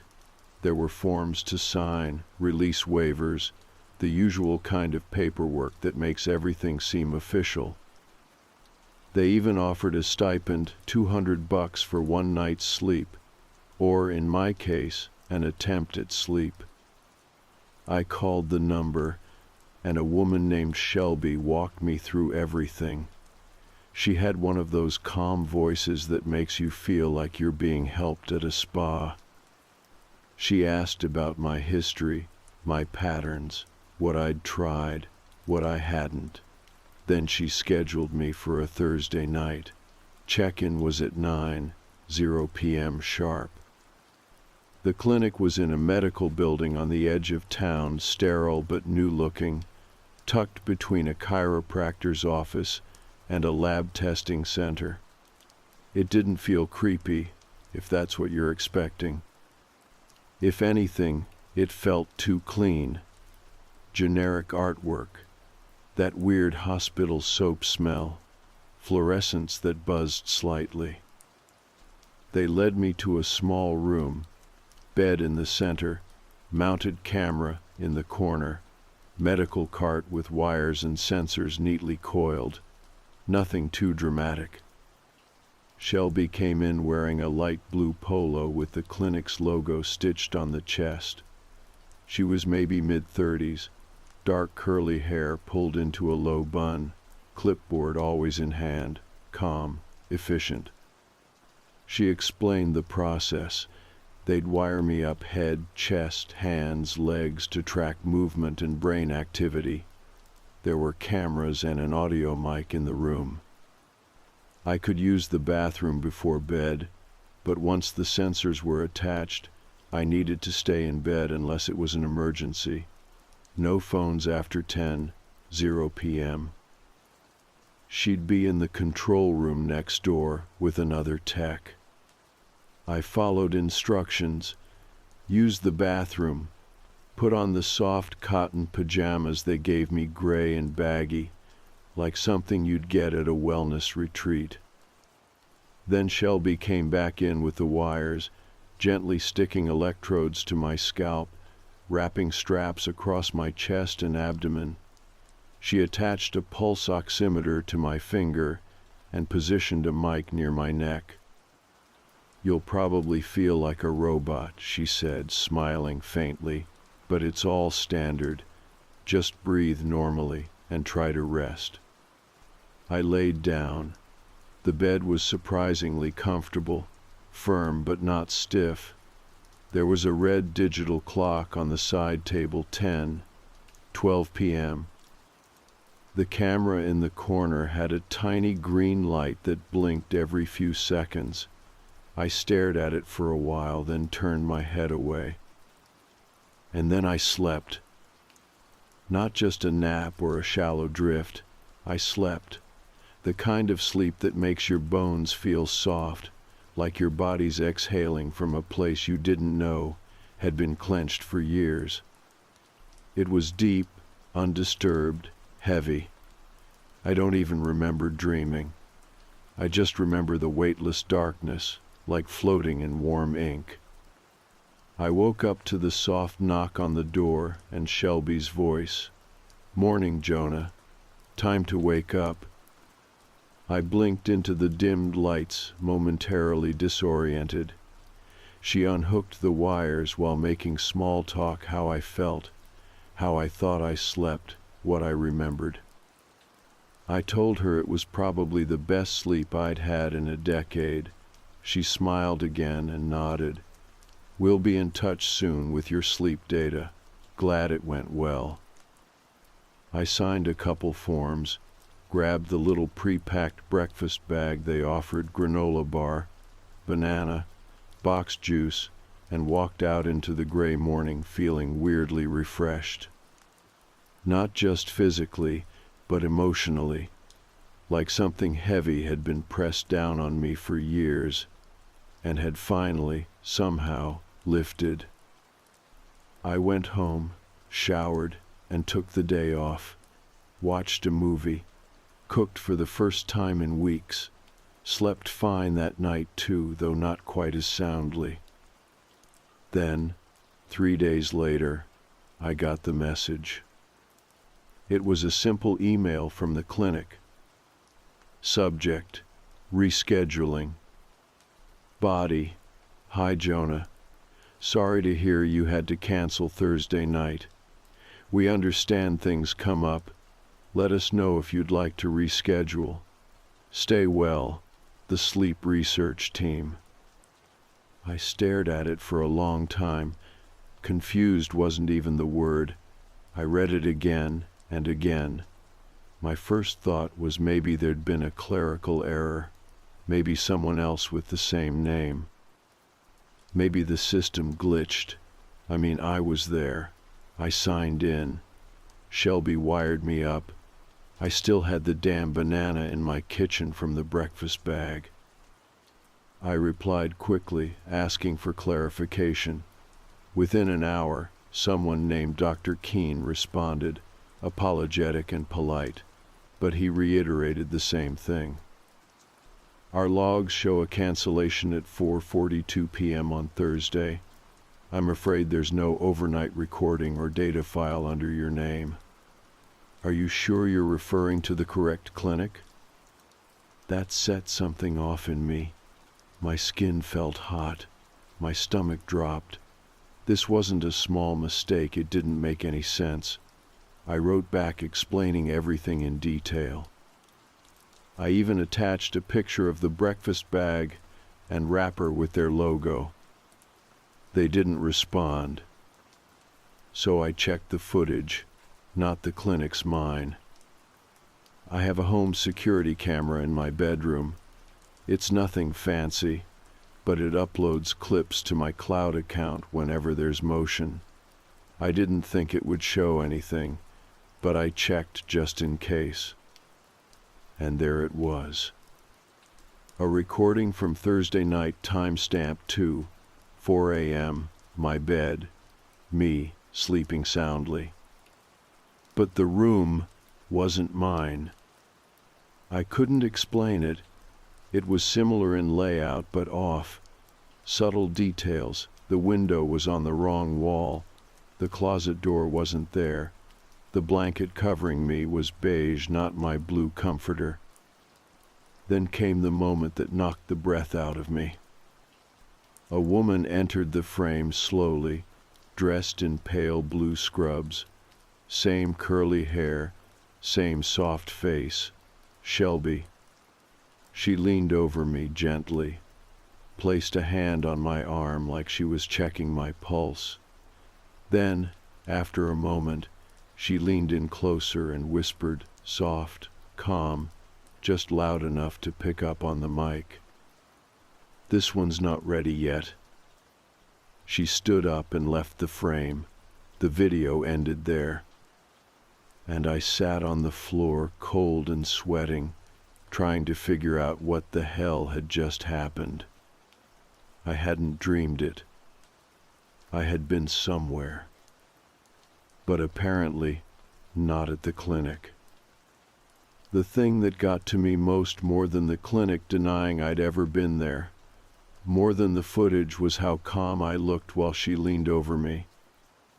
I watched that short video at least 20 times in a row, paused it, zoomed, adjusted the volume. Every time, it was the same. Me asleep, not stirring, not reacting at all, while she stood inches from my face. It didn't even look like normal sleep. I wasn't breathing heavily, or twitching, or moving. Just still, like I'd been drugged. or like I wasn't in my body at all. And Shelby's voice, "This one's not ready yet." I kept replaying those words in my head. She didn't sound surprised or confused. She wasn't evaluating. She was stating something. As if there was a checklist. As if I'd almost passed. I didn't sleep that night. I couldn't. I left the lights on, kept the bedroom door open, paced the living room until my feet hurt. Every time I sat down, I ended up right back in front of the footage, trying to find something I'd missed, a detail, a reflection, anything to anchor me. But all I had was a 15-second clip that felt like it had cracked something wide open. By morning, I was exhausted, anxious, and just barely holding it together. I needed someone else to confirm I wasn't spiraling into some kind of delusion, so I called my friend Drew.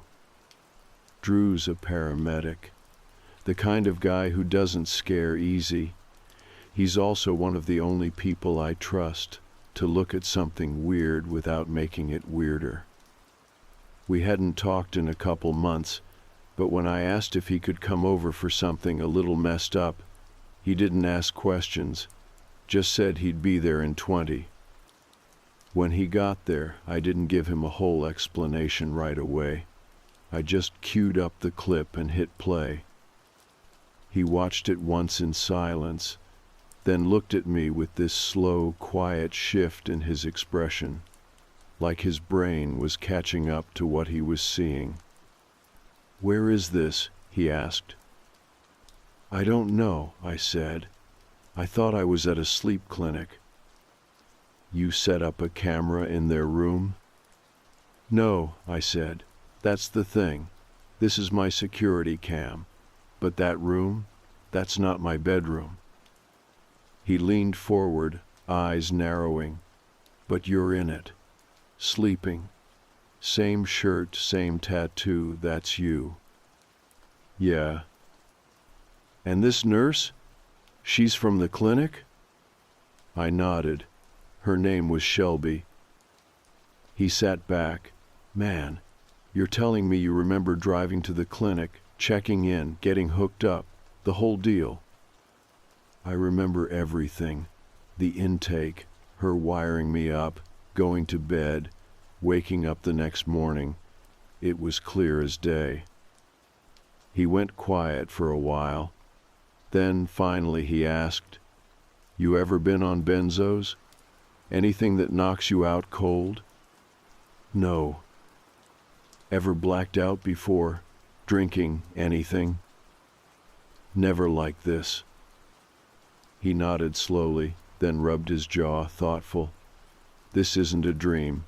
You're not hallucinating. That's too clean. The footage is too composed.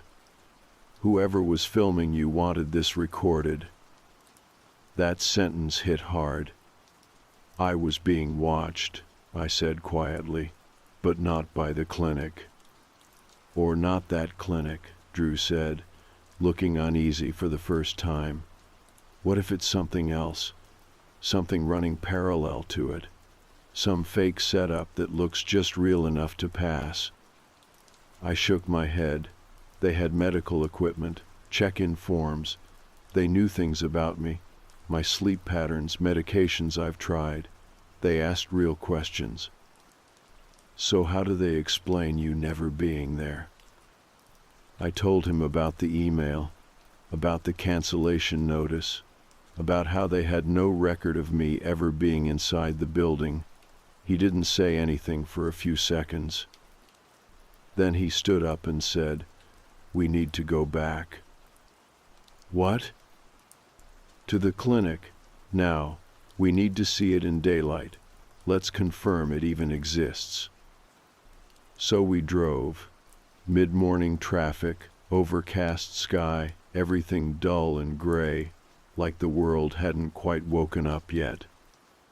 I was quiet the whole way, staring out the passenger window, heart thudding steadily in my chest. When we pulled up to the strip mall, the building was still there, Same layout, same glass doors, same sign on the front, Clearpoint Sleep Research. It looked perfectly normal. But as we walked up to the entrance, I noticed something new. The door was locked. A paper sign taped to the glass read, "Closed for maintenance. Please call to reschedule." I tried the number on the sign, straight to voicemail. Drew cupped his hands and peered inside. Nobody in there. The lobby was dark, the reception desk empty. There was a strange absence to the place now, like a stage set with no actors. I pressed my face to the glass and looked around. I could still see the clipboard holder where I'd signed in, the water cooler, the cheap chairs along the wall. It was all exactly the same, but dead somehow, abandoned. "This isn't right," I said quietly. "You sure this is where you were?" "Positive." We circled the building. No cars in the lot, no delivery trucks, no rear entrance, just a loading door with a rusted-out lock. It looked like nobody had come or gone in days. That night, I dreamed of the room. Not my room, not the real one, the other one, the fake one, the almost room. It was perfectly still in the dream, too. Same lighting, same hum of electronics. I was lying in bed, watching the green light on the camera blink. And then the door opened again. Shelby walked in, but she wasn't alone this time. 2 others followed. 1 male, 1 female. They didn't wear name tags. Their faces were blurred in a way that didn't make visual sense. Like a video with the compression turned all the way up. Shelby leaned over, just like in the footage, and whispered something I couldn't make out. Then the man leaned in and touched my forehead. His fingers were cold, wrong somehow. Like touching something that had never been alive. And that's when I woke up with a start, drenched in sweat, gasping like I'd been underwater. I turned on every light, sat in the bathroom for a full hour just staring at my own face, checking for marks, bruises, any sign I'd been moved or touched. Nothing. But the fear stayed, that creeping certainty that someone or something had been there with me, inside the house. Or maybe not in the house exactly, but close enough to be noticed if I stopped pretending not to look. The next morning, I opened my email and found a new message. No subject, no sender. Just 1 sentence. Still not ready. I didn't respond to the message. I sat there staring at it, blinking like it might rewrite itself, like maybe it was a mistake. But it stayed. Those 3 words. Still not ready. That wasn't from the clinic. There was no header, no metadata, no reply address. It didn't route through Gmail or anything familiar. Just a dead message, floating in my inbox like a ghost. I refreshed the page 3 times. It never moved, never disappeared. I even tried forwarding it to Drew, but the system spat it back. Message could not be delivered. So I took a screenshot, just in case it vanished. Then I deleted it. Not because I thought that would fix anything, but because I couldn't stand seeing it just sitting there, waiting, watching me. That whole day I felt off.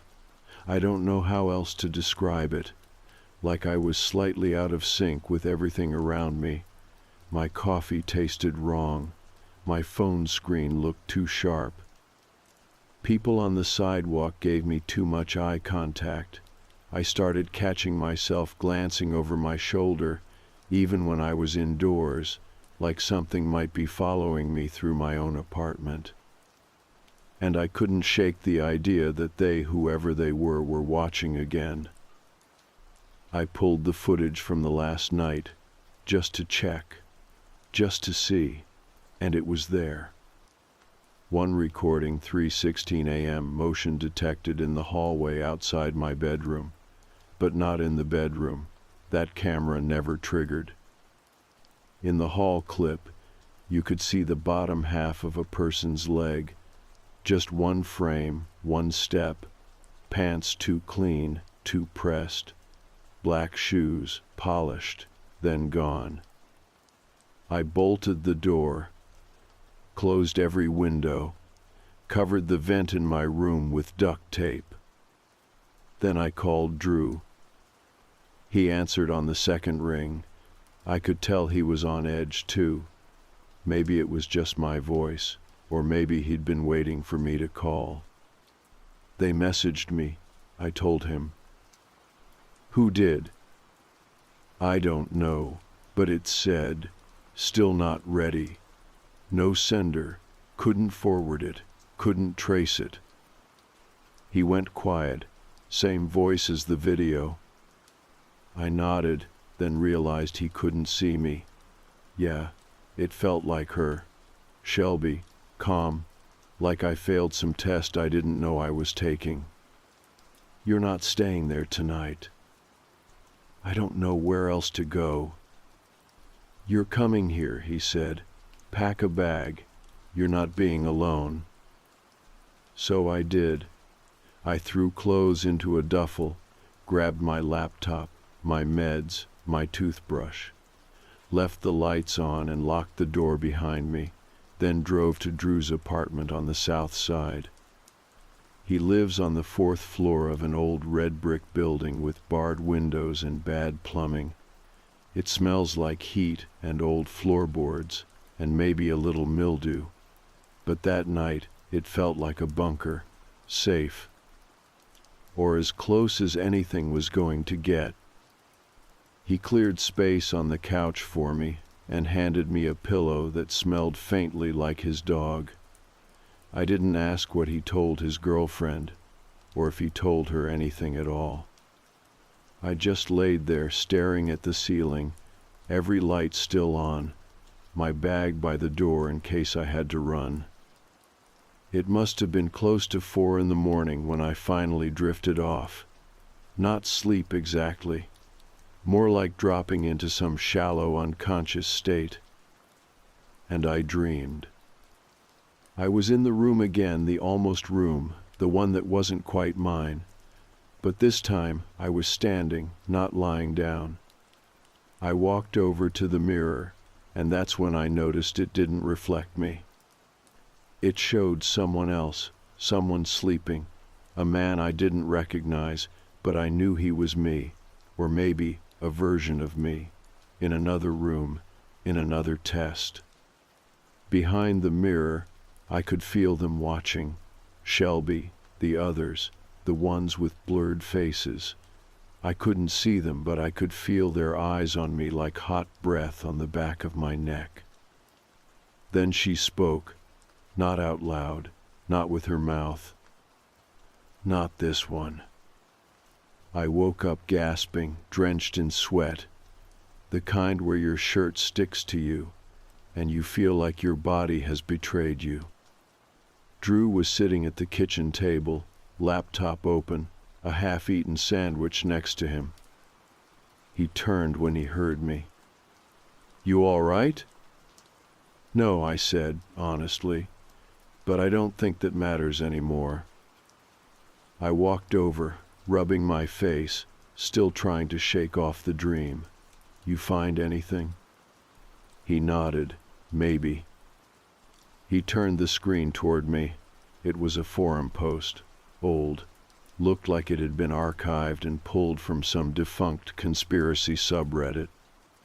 The headline read, "Anyone else get recruited for a sleep study that doesn't actually record anything?"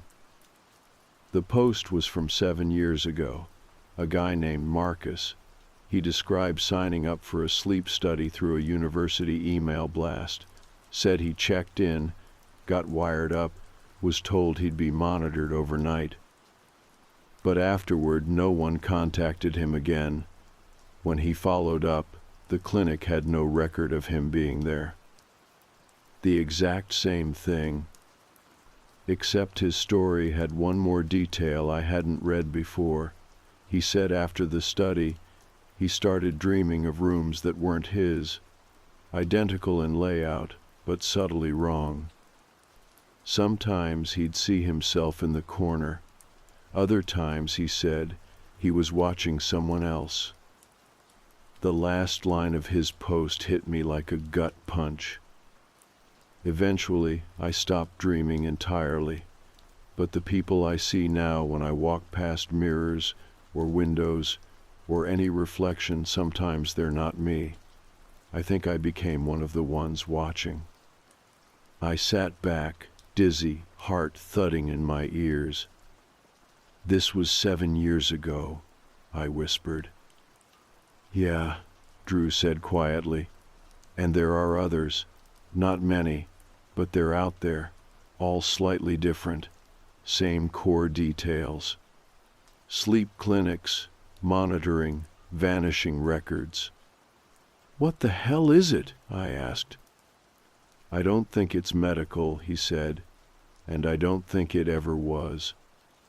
I looked at him, suddenly aware of how tired he looked, how tight his jaw was, how his laptop screen cast weird shadows across his face. "I think," he said slowly, "you were never being studied. Not in the way they said. You were being measured, like someone's checking for, I don't know, compatibility." "For what?" "I don't know," he said, "but they're looking for something, and you're close." "Close to what?" He met my eyes, being ready. That word again.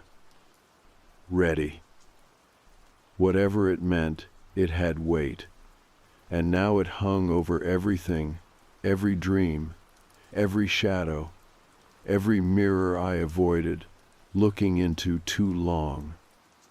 And I had the horrible feeling that next time they wouldn't whisper. They'd take. I stayed with Drew for 3 more nights. We barely talked. There wasn't much left to say. Each day blurred into the next, and every hour was thick with this creeping dread neither of us could name. It was like we'd both seen too much to explain, but not enough to understand. The only thing I knew for sure was that real sleep wasn't safe anymore, not for me. On the 3rd night, Drew woke me up. I was slumped on the couch in a shallow, twitchy half-sleep, still dressed in jeans.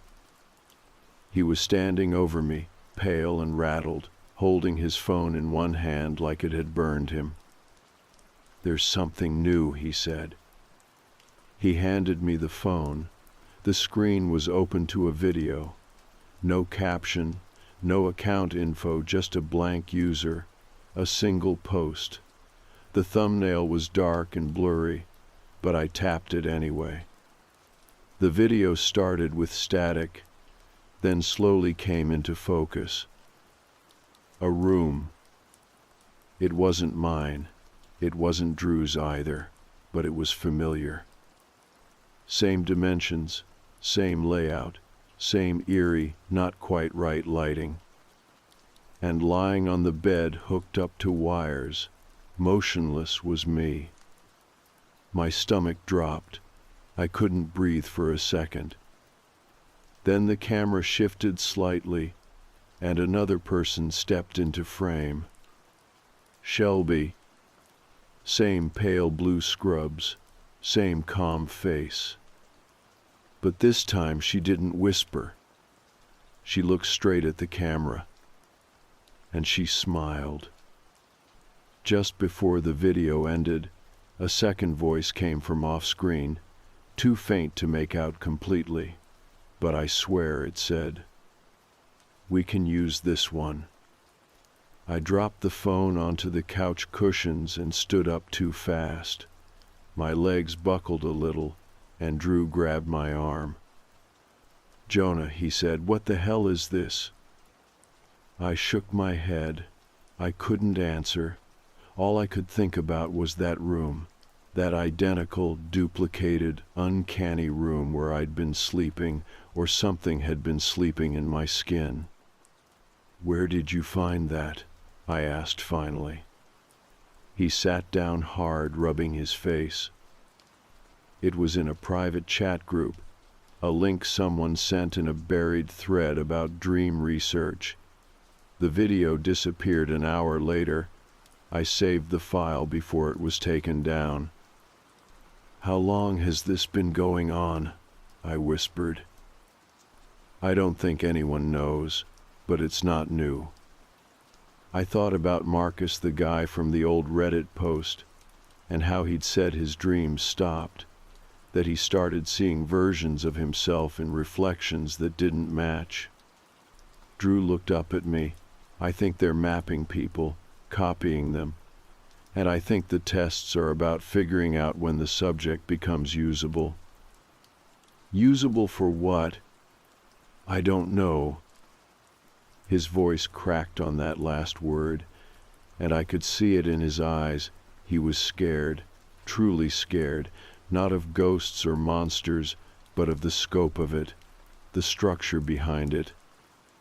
Because if it's this big, if it's organized, then it's not paranormal, it's systematic. And that made it worse. That night I tried to stay awake. I drank coffee, splashed water on my face, kept my hands busy, but sometime around 5 in the morning, I slipped under. Not all the way, but enough. And when I did, the dream picked up where it left off. Same room, same mirrored geometry. This time I was walking. The door was open. I stepped into a hallway with smooth gray walls, no texture, no lights, just an ambient glow that didn't seem to come from anywhere. Every few feet there was a door, identical, unmarked. Behind each one, I heard breathing. Not mine. Then I passed one door that wasn't closed. It was cracked open, and inside I saw someone standing still, back turned, same clothes as me, same posture, same haircut. I whispered, "Hello?" He turned around. It was me, but not asleep, watching, and he smiled. I woke up with a nosebleed, not a trickle of gush. Blood on the pillow, on my arm. My heart was racing, vision blurry. Drew came running in, panicked, handed me towels, helped me clean up. "I think you had a seizure," he said. I told him, voice hoarse. "I don't think it was just a dream anymore." That morning, I decided to go back to the clinic. Not to ask questions, to get answers. I drove alone, against Drew's advice. He wanted to come, but I told him no. If this was something targeting people like me, people with sleep problems, maybe I could still pretend to be one of them. I parked down the street and walked up casually, like I had an appointment. The ClearPoint Sleep Research sign was gone. Just gone. No residue, no screw holes, no patch of sun-bleached paint. It was like it had never been there. The door had a new sticker that read "Private Offices, by appointment only." I tried the handle. It opened. No alarms. No cameras. Inside, the lobby was bare. Furniture gone. Desk gone. Even the wall art had been removed.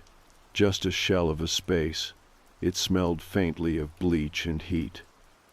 I walked slowly, quietly, down the hall where I'd once seen Shelby disappear with her clipboard. The hallway ended in a locked steel door. Next to it, a keypad. Above it, a small lens, maybe a camera. I stared at it, then said, "I know you're watching. You took me. You studied me. I don't know what the hell this is, but I'm not going quietly. I'm not part of this." Nothing happened. No response. I turned to leave, and that's when I saw it.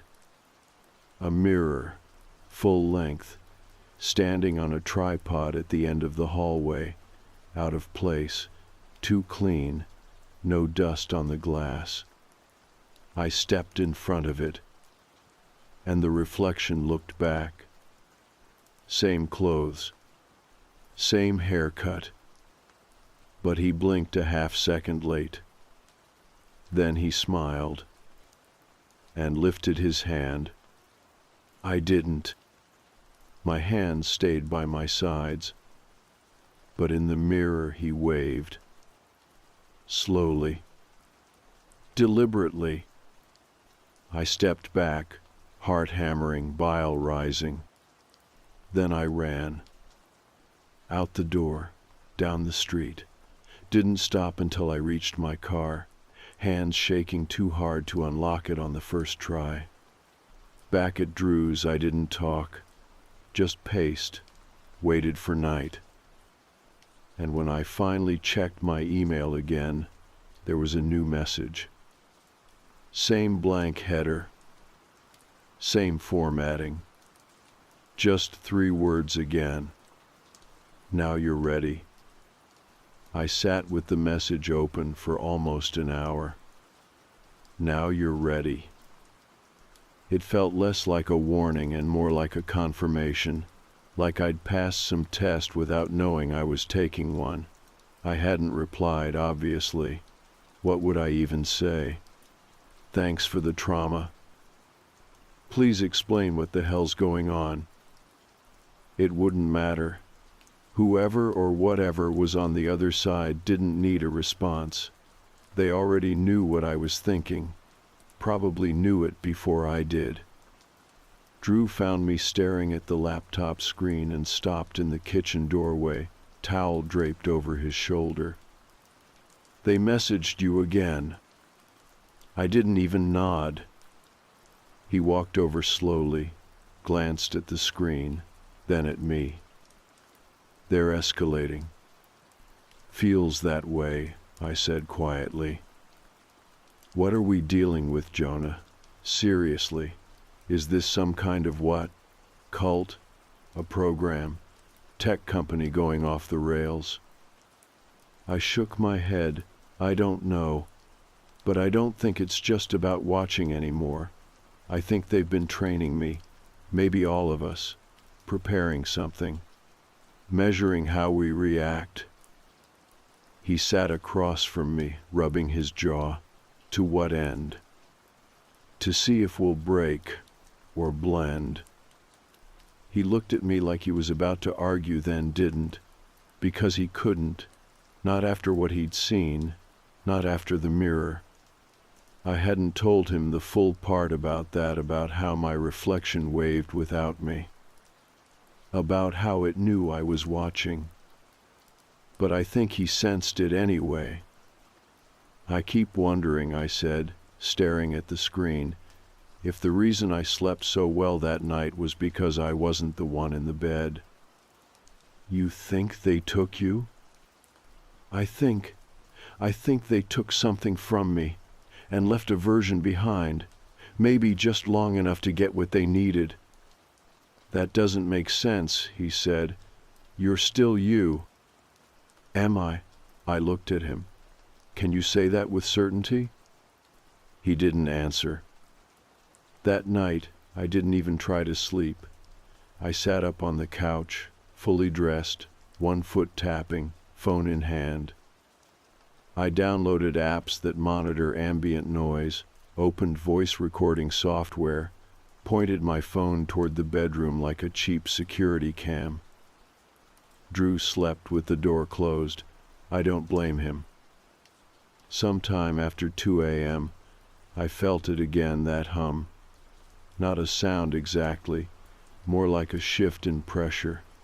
The air felt thicker, like breathing through gauze. It started behind my eyes, then moved to my teeth. And then I heard it. Not footsteps. Movement. Inside the walls. Inside me. I grabbed my phone, tried to start recording, but the app froze. The whole screen locked up, brightness flaring, icons glitching. Then the phone just turned off, dead. That's when I heard my voice. Not from my mouth, from behind the bedroom door. It said, plain and steady, "I'm ready now." I bolted upright. The door creaked open slowly. Light spilled out from the bedroom. I stepped toward it, heart pounding so hard it was making me dizzy. Drew was sitting on the edge of the bed, eyes wide, face pale. He didn't look scared. He looked absent. I called his name. He blinked, slow and mechanical. "Jonah." "Are you awake?" "I think so," he said, but the words didn't sound like him. His voice had weight to it, like it was trying too hard to mimic something natural. Then he looked at me and said, "You're next." And he collapsed. No seizure, no drama, just dropped backward like someone had pulled his plug. I rushed to him, pulse was fine, breathing steady, but when I shook him, he didn't respond, eyes closed, like sleep, but too deep. I shouted his name, slapped his cheek, even poured water on him. Nothing. I called 911. By the time paramedics arrived, he was sitting up, dazed but talking. He didn't remember a thing, just felt foggy, like he'd come out of anesthesia. I didn't tell them what I'd heard. What would I say? My friend said I'm next and then passed out. They checked him over, said it was probably stress, maybe low blood sugar, maybe a sleep episode. Drew just kept blinking, like his eyes didn't fit his face. I didn't sleep that night either. The next day I started seeing things. At least I think I did. Could have been exhaustion, but the way people looked at me on the street felt wrong. Like they were checking for a barcode behind my ear. In the grocery store, I caught a man staring at me from the dairy aisle. He had the same face as the guy in line at checkout. Identical, not twins copies. He saw me staring. He smiled. I left my cart and walked out. Back at the apartment, I found my laptop on. I hadn't left it that way. A new file was on the desktop, no name, just a timestamp, 317 MP4. I clicked it. It was a live feed. Of me. Right then. Watching the screen. And behind me, just barely visible in the reflection of the window, was another me. Standing still. Watching. I spun around. Nothing. I turned back. The feed was gone. The file deleted. I sat down slowly, trying not to fall apart. I remember thinking, maybe they weren't making a copy of me. Maybe they were reintroducing me to it. Maybe I wasn't the first version. Maybe I was the echo. That night, I went into the bathroom and looked in the mirror for a long, long time. Too long. I tried something. I waved. I waited. And 2 seconds later, my reflection smiled, then lifted its hand and waved back. I didn't go back to Drew's after that. Not because I didn't trust him, but because I didn't trust what might be inside him. After what happened that night, after hearing my own voice coming from behind a door I never walked through, I stopped believing that anyone could be fully themselves anymore. Not me, not him, not anyone. For a couple days, I just drove. No destination, no plan. Just long, empty highways and whatever off-brand motels I could afford. I turned off my phone. I took the battery out entirely and dumped it in a gas station trash can 2 counties over.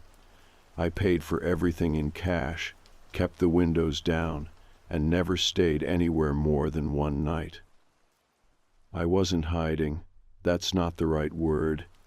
You can't hide from something that already knows where you are. I was delaying. I was hoping whatever was following me, watching me, maybe even shaping me would forget. But I think the worst part is realizing it never had to find me. It built me. And now I was just looping back through a system I didn't design. In some late-night diner somewhere near the Colorado border, I caught a look at myself in the bathroom mirror. Just a glance. And for the first time I didn't recognize my own face. I'd grown a beard in a week without noticing. My eyes looked sunk in and glassy, like the lights behind them had gone dim. I watched myself blink and wondered, was it me this time, or the other one? That's when I decided to go back. Not out of bravery. Out of necessity. There's a threshold in paranoia, a point where you're either going to crack or confront it. I'd been tiptoeing around that edge for too long. So I turned the car around, headed back to the city, and drove straight to the building that used to be the clinic. It was different again. No sign, no front desk, no hallway. Just an open door. And a narrow staircase leading down. I don't know why I walked in. I wasn't brave, like I said. But something in me, maybe the part that still remembered what sleep used to feel like, needed this to be over, one way or another. The stairs went down farther than they should have. I counted at least 4 turns, which made no sense given the size of the building. Each level was colder, not freezing dry. Like it hadn't been aired out in years. At the bottom, I found a corridor with no lights, just that same gray ambient glow I remembered from the dream. Doors on either side, no markings, no handles. Except one, at the very end of the hallway. A red light above it, not flashing, just glowing. I walked toward it, footsteps echoing strangely, not off the floor, off the walls, like they were listening. When I reached the door, I noticed a small panel next to it, a fingerprint scanner. Below it, a tiny mic. I didn't think. I just said, "I'm ready." The door opened. The room inside looked exactly like the one I'd seen in my dreams. Identical to the almost bedroom, bed in the middle, camera in the corner, blankets pulled tight and perfect. And lying on the bed was me, unmoving, eyes closed, wired up. I stepped closer, unable to breathe. The body on the bed didn't stir. I reached out slowly, not touching, just hovering my hand above the forehead. Then his eyes opened. Not wide, not startled. Just opened. He looked at me, and he smiled. Not menacingly, not kindly, just like he'd been waiting. And in his voice, my voice, he said, "Thank you. You've completed the trial." I backed up instinctively. "What does that mean?" I asked, but my mouth felt dry, like I hadn't spoken in hours. "You made it through," he said, "through the iterations, through the filters. You're the last one. We can collapse the others now." "I'm not part of this," I whispered. "But you were," he said. "You chose to be. That night you signed the waiver. You didn't read the fine print." "I didn't know." "That's the point," he said gently. "The unaware are the purest test subjects. No preconceptions, just instinct." I stared at him. "So what now?" He sat up slowly. No wires pulled, no beeping machines, no monitors. It was like everything was for show. "Now I sleep," he said. "You've done the hard part, the gathering, the exposure, the pressure. You're taking my place." "I am your place," he said, standing. "You were a prototype, raw code, unstable memories. We needed someone to believe they were real long enough to walk the loop." I was shaking. "You're saying I was never real?" He stepped forward, close enough now that I could smell something faintly metallic on him. "I'm saying you were a vessel, a shape, a test bed for empathy and fear. You passed, and now you get what you've always wanted." "What's that?" "Rest." He raised his hand, not quickly, not threatening, and touched my forehead. And suddenly, I remembered. Not everything, but enough.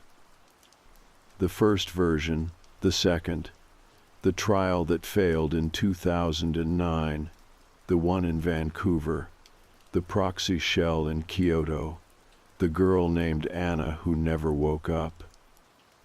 I remembered every sleepless night. Because I'd watched them. All of them. I was never just me. I was an observer, a seed, a test folded into the idea of a man who couldn't sleep. And now, I was done. I woke up in my bed. My real bed. No wires. No camera. Morning light coming through the blinds like nothing had ever happened. I sat up, touched my face, my chest, my legs. Everything felt normal, whole. In the kitchen, there was a note on the counter. In my handwriting, but I hadn't written it. "The loop is closed. You are not being watched anymore." It should have made me feel better. But instead, it felt like mourning. Because I realized what they'd taken wasn't just sleep. It was doubt. And I'd never have it again. You can fear the dark. You can fear being followed. But once you truly know that the thing in the mirror isn't always you, there's no fear left. Only memory, only silence, and sleep. Real sleep. Dreamless. Permanent. The sun beat down on the sprawling flea market, casting long shadows across the worn asphalt lot. I wiped sweat from my brow, squinting through the haze of early summer heat. My press badge hung heavy around my neck, a reminder of tomorrow's deadline looming over me like a guillotine blade. 3 months at the Chronicle, and still nothing but coffee runs and obituaries. This puff piece on local treasures and what flea markets say about our community was not exactly award material, but it was a step up, maybe. I had already spent 2 hours photographing vintage lamps and interviewing elderly women about their depression glass collections. My recorder had captured their trembling voices describing pieces just like Grandma used to have, the kind of wholesome, forgettable content that filled page 16 when the ad space did not sell. That is when I saw it, the electronics table tucked in the far corner of the market, a mountain of tangled cords, obsolete devices, and forgotten technology. The kind of place where I might find something that did not scream, "I am a broke journalist making do with hand-me-downs." The vendor did not look up as I approached. He sat hunched on a metal folding chair, thumbing through a paperback with yellowed pages. Sweat stains bloomed beneath his armpits, spreading across his faded flannel despite the heat. His face remained shadowed beneath a trucker cap pulled low. "Find anything interesting?" he asked without looking up. His voice had a sandpaper quality, like he gargled with gravel each morning. "Just browsing," I replied, picking through a box of digital cameras with cracked screens and missing buttons. That is when I spotted it. A voice recorder nestled between a broken game console and an old brick phone, not the cheap plastic one from the office supply store that constantly jammed. This was professional grade. Black metal casing, substantial weight, with a small display screen and proper condenser mic attachment, the kind actual journalists used. "How much?" I asked, trying to keep my voice casual, holding up the recorder. He finally looked up. His eyes were pale, almost colorless in the shadow of his cap brim. $20, he said. Then his lips quirked up slightly. "It works. Battery is good too." I turned it over in my hands, Sony professional recorder, retailed new for around $500. Even used, they went for at least $100 online. The device showed some wear. A few scratches along the metal casing, a small dent on one corner, but nothing serious. "Mind if I test it?" I asked. He shrugged. "Be my guest." I pressed the power button, pleasantly surprised when the display lit up. Battery at 72%, better than my phone. I hit record, spoke a quick, "Testing, 1, 2, 3, and played it back. Crystal clear audio, no buzz or hiss. "Sold," I said, digging for my wallet. Maybe with equipment like this, I would finally get assigned something meaningful. Maybe Richards would see me using professional gear and think I deserved professional assignments. As I handed over the 20, our fingers brushed.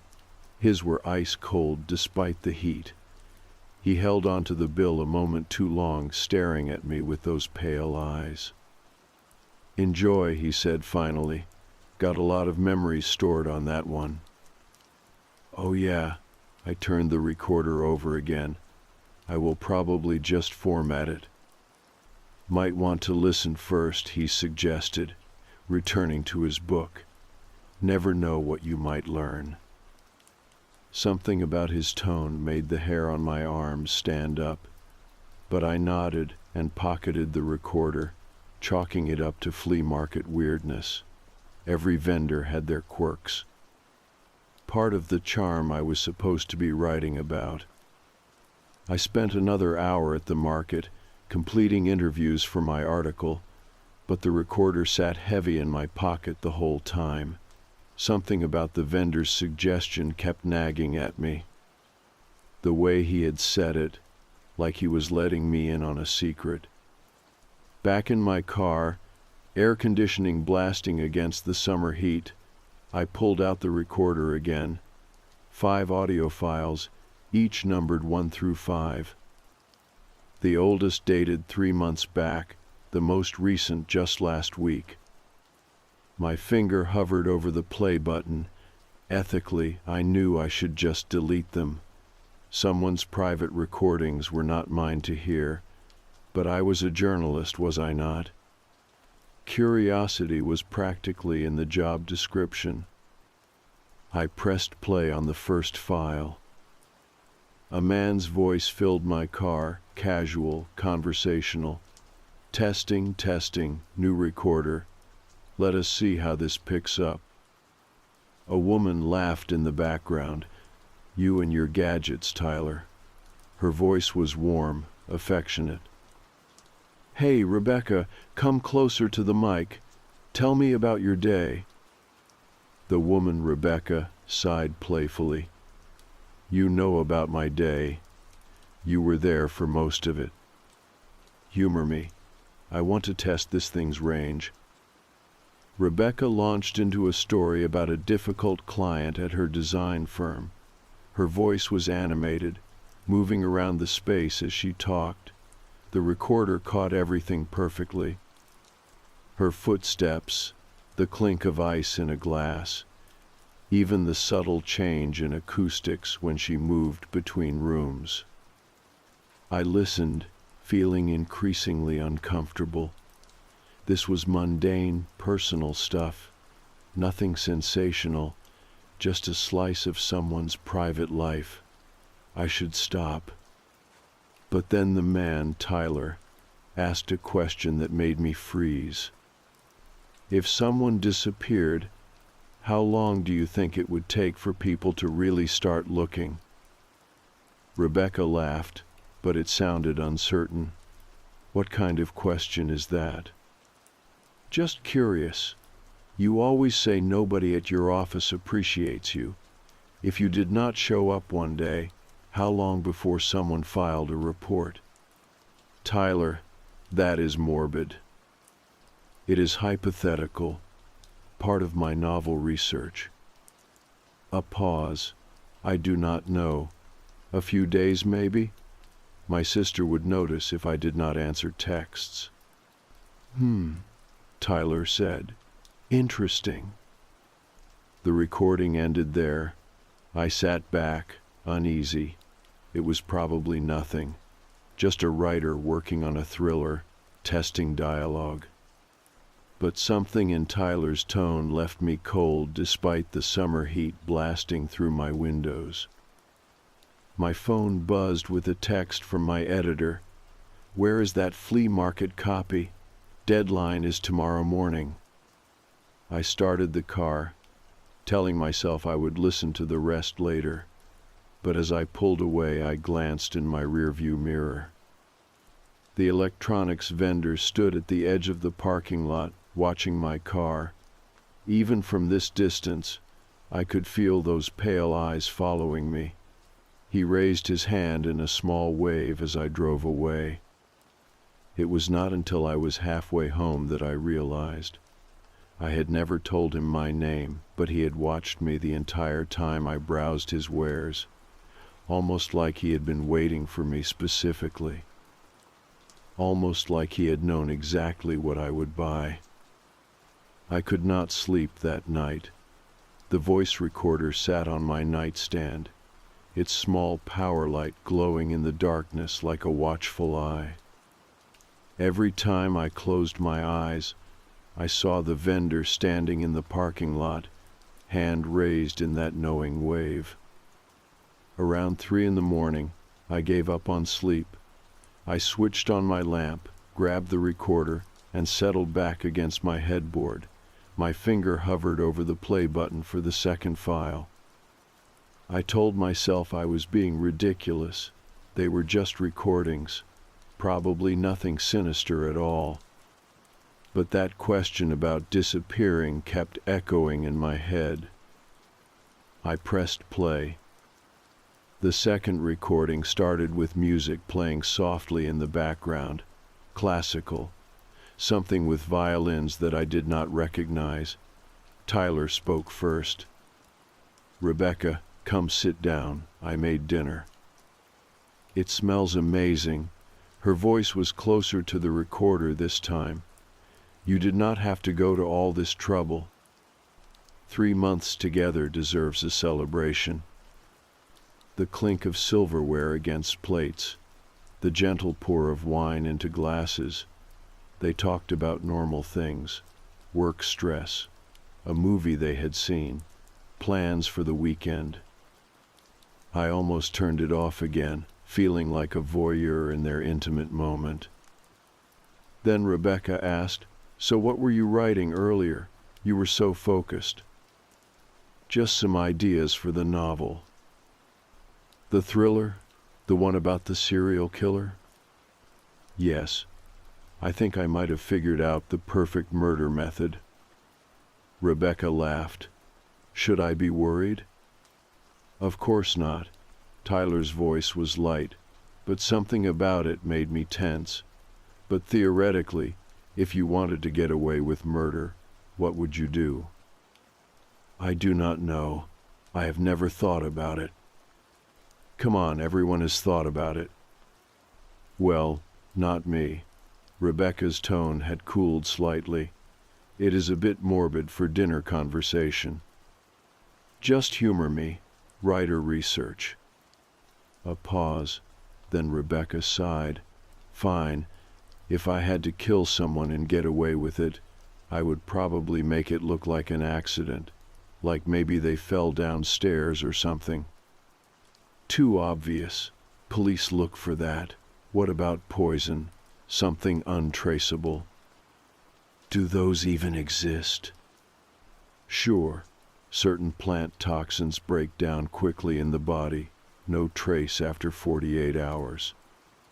The conversation continued in this vein, growing increasingly detailed. My stomach turned as Tyler described methods with an enthusiasm that seemed beyond simple research. Rebecca grew quieter, only occasionally murmuring responses. Finally, she said, "Can we talk about something else? This is making me uncomfortable." "Sorry." Tyler did not sound sorry, just got carried away with the creative process. The recording continued for a few more minutes of stilted conversation before ending. I sat in my bed, staring at the recorder. The timestamp showed the file had been recorded 2.5 months ago. I picked up my phone. It was nearly 4 in the morning, but I did not care. I searched Rebecca Designer Missing and added our city name. Nothing relevant came up. I tried various combinations of search terms: Rebecca Designer, Rebecca Missing, recent disappearances women, nothing that seemed connected to the woman on the recording. I put the phone down, feeling foolish. Of course there was nothing. I was letting my imagination run away with me. Just because some guy was interested in murder methods for his novel did not make him a killer. I had nearly convinced myself of this when my phone chimed with a text message. Unknown number. "Enjoying the recordings?" My blood went cold. I stared at the message, then back at the recorder. Had the vendor somehow tracked me through it?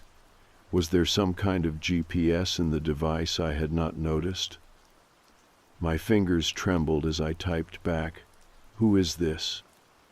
3 dots appeared, disappeared, appeared again. Finally, "Just curious if you've listened to all the files yet. They get better." "How did you get this number?" "Press badge. Easy to read from where I was sitting." I remembered the badge hanging around my neck at the flea market. My full name and phone number were printed on it. Standard policy for journalists on assignment. "What is on those recordings?" I typed. "Listen and find out." I should have turned the recorder off, deleted the files, called the police maybe. Instead, I picked it up again and pressed play on the third file. This one started differently. No music, no casual conversation, just the sound of a door opening and closing, footsteps, a man clearing his throat, Tyler. Rebecca and I had a fight. His voice was lower than before. Controlled. She did not like the questions I was asking yesterday. Said I was obsessed. Said my novel research was getting creepy. He laughed softly. If only she knew. More footsteps. The sound of a refrigerator opening and closing. The clink of ice in a glass. She does not understand the creative process. The need to immerse yourself in your subject. To truly understand what you are writing about. A long pause. The sound of liquid being poured. I have decided to show her, to make her understand.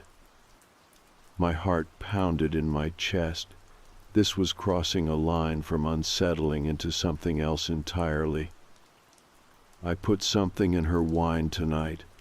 Just a mild sedative, nothing dangerous. Just enough to make her sleepy. Then I will explain everything. Make her understand what I am trying to accomplish. I nearly dropped the recorder. This was not research. This was not fiction. This was a confession, or a plan. The recording continued with mundane sounds, water running, glasses clinking, occasional muttered comments too quiet to make out. Then a doorbell. "She is here." Tyler's voice was eager. Time to begin. The sound of a door opening. Rebecca's voice, bright but with an edge of wariness. "Hey, I got your text. You said you wanted to talk?" "Come in. I poured you some wine. The red you like." "Thanks. Look, about yesterday, I am sorry if I came across harsh.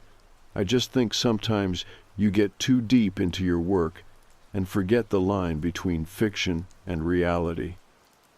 No apology needed. I understand completely. That is actually what I wanted to talk about crossing lines. Their voices moved around the space. The recorder must have been set down somewhere central. I could hear them clearly, could track their movements through the apartment. Rebecca asking questions about his novel. Tyler answering vaguely, always steering her back to her wine. "You seem tired," he said eventually. "I do feel a bit strange. Maybe the wine was not a good idea on an empty stomach. Here, sit down. Let me get you some water." Shuffling sounds. Rebecca's voice growing fainter. "Tyler, I feel really dizzy. What was in that wine?" "Just something to help you relax, so we can have an honest conversation."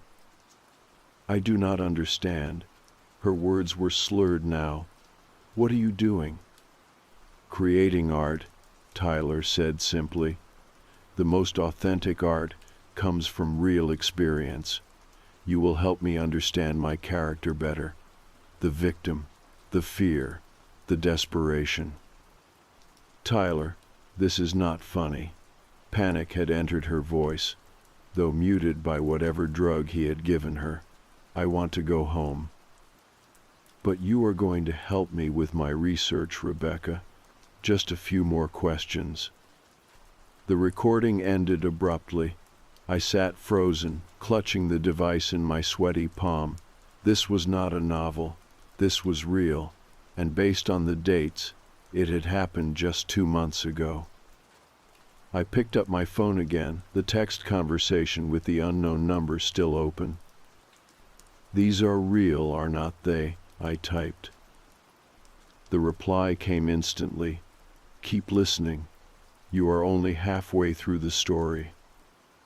I should have called the police right then, should have handed everything over, but something kept me from doing it. The journalist in me, perhaps, the need to know the whole story. Or perhaps it was fear, the knowledge that whoever had sent me that text message knew exactly who I was and where to find me. My finger hovered over the play button for recording number 4.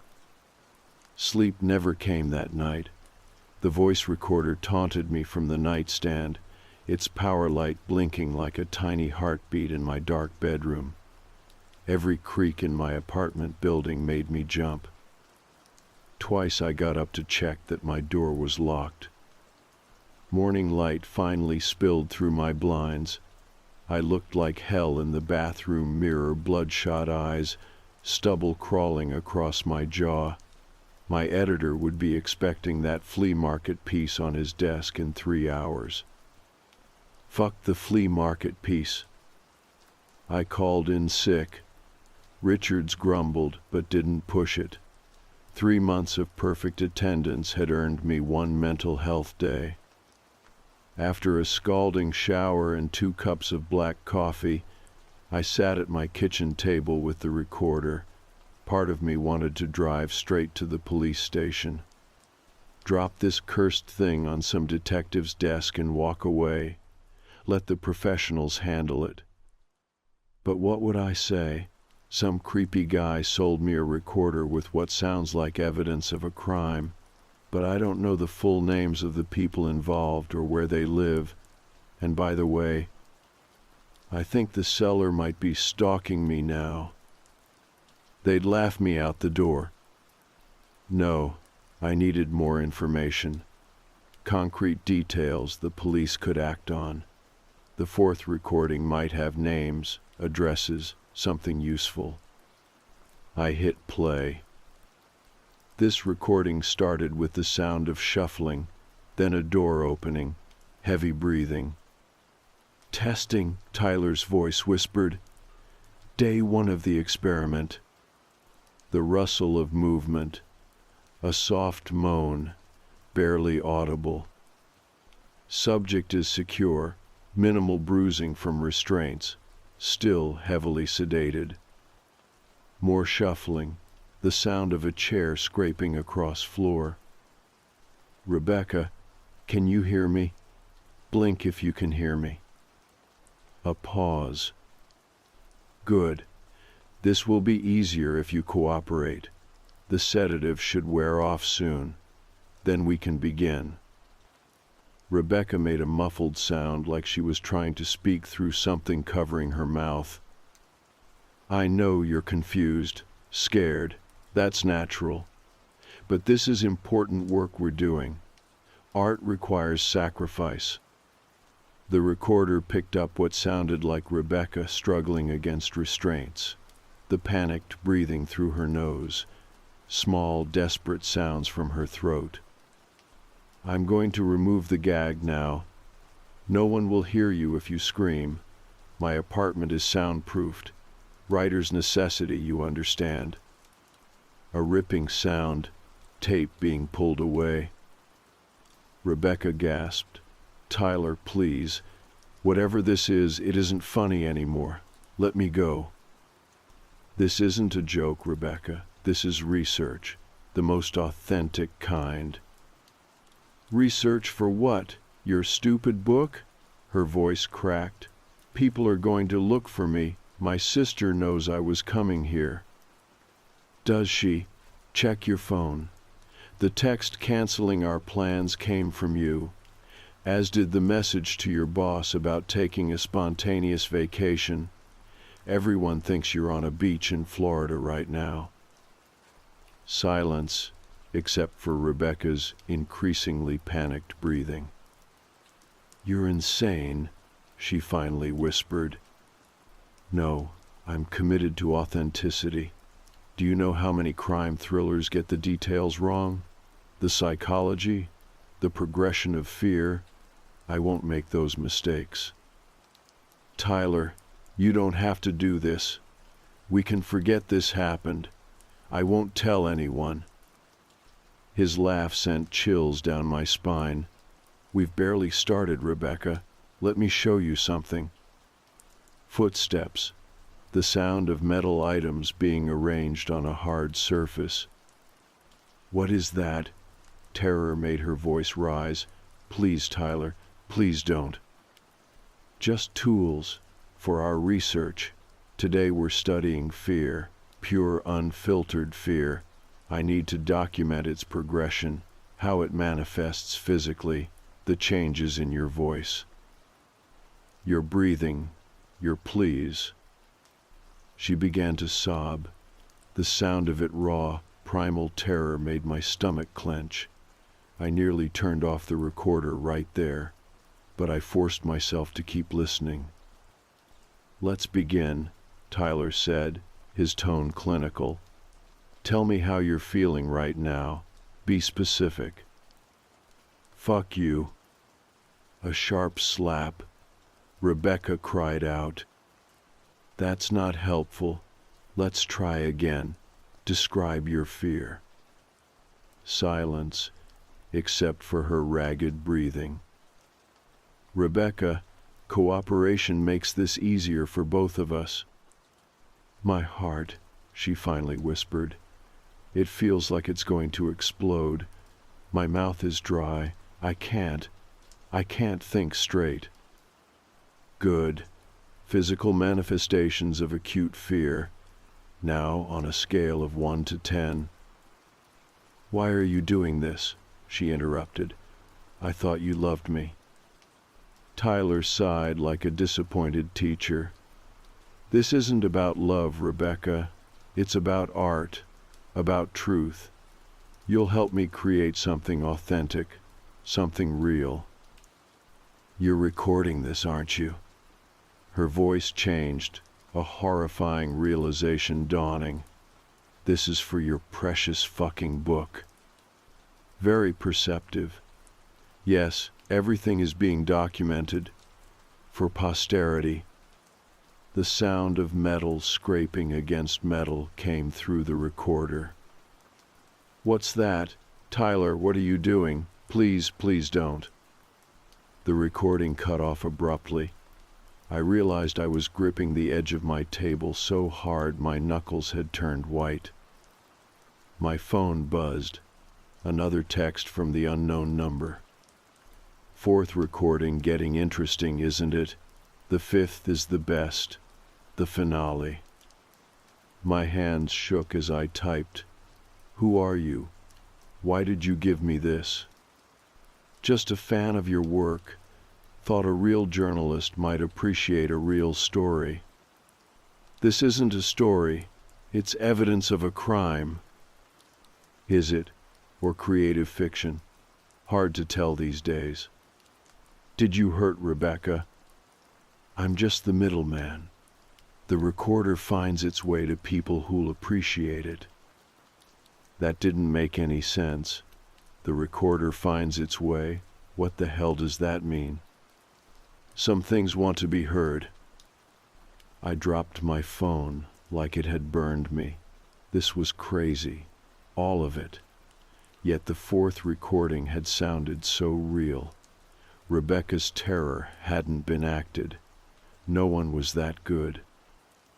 I opened my laptop and tried more focused searches. Rebecca designer missing plus our city name, nothing. Recent disappearances women, plus neighboring cities. A few results, but nothing matching Rebecca's description from what little I knew. I even tried Tyler Ryder with various combinations of crime and thriller, thinking he might be published somewhere. Again, nothing useful. Maybe they used fake names on the recordings, but why would they? If these were real, if Tyler had actually done those things to Rebecca, why document it with their real names? Unless he never expected anyone else to hear the recordings. Or unless he wanted someone to hear them eventually. My phone buzzed again. Ready for the finale? I ignored it, Instead, I tried one more search. Voice recorder. John. Murder evidence. John. Flea market. To my shock, results appeared. 3 of them, spanning the past 5 years. The first was a local news article from a small town 2 states over. Local man arrested after flea market purchase leads to murder investigation.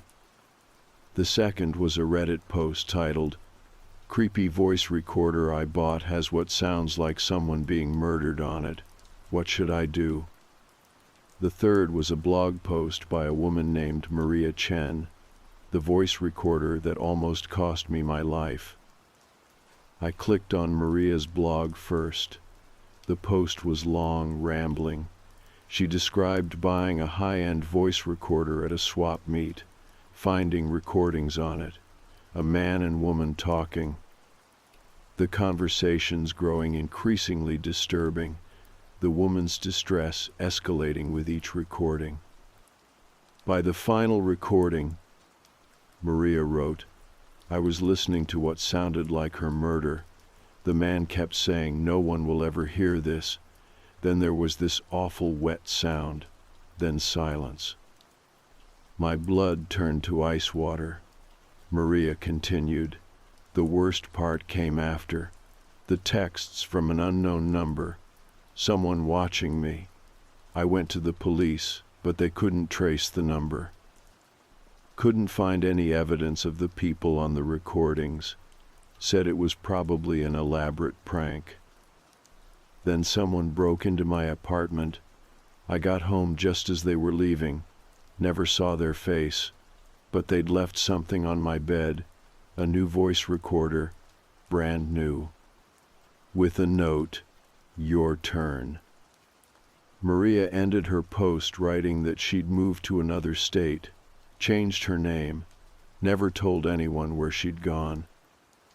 The date on the blog post, 6 months ago. My phone buzzed again. I looked down at it, my mouth dry as sand. Time for the 5th recording, the grand finale. Against every instinct screaming at me to run, to call the police, to throw the recorder away, I picked it up and pressed play on the 5th and final file. Even before I heard the first sounds, I knew exactly what was on it, what had to be on it, and I knew what the wet sound would be. My pulse throbbed in my fingertips as they hovered over the play button. Sweat beaded along my hairline despite the air conditioning blasting through my apartment. The weight of what I was about to hear pressed down on my chest, making each breath shallow and quick. Before pressing play, I grabbed my phone and called the police. Enough playing detective.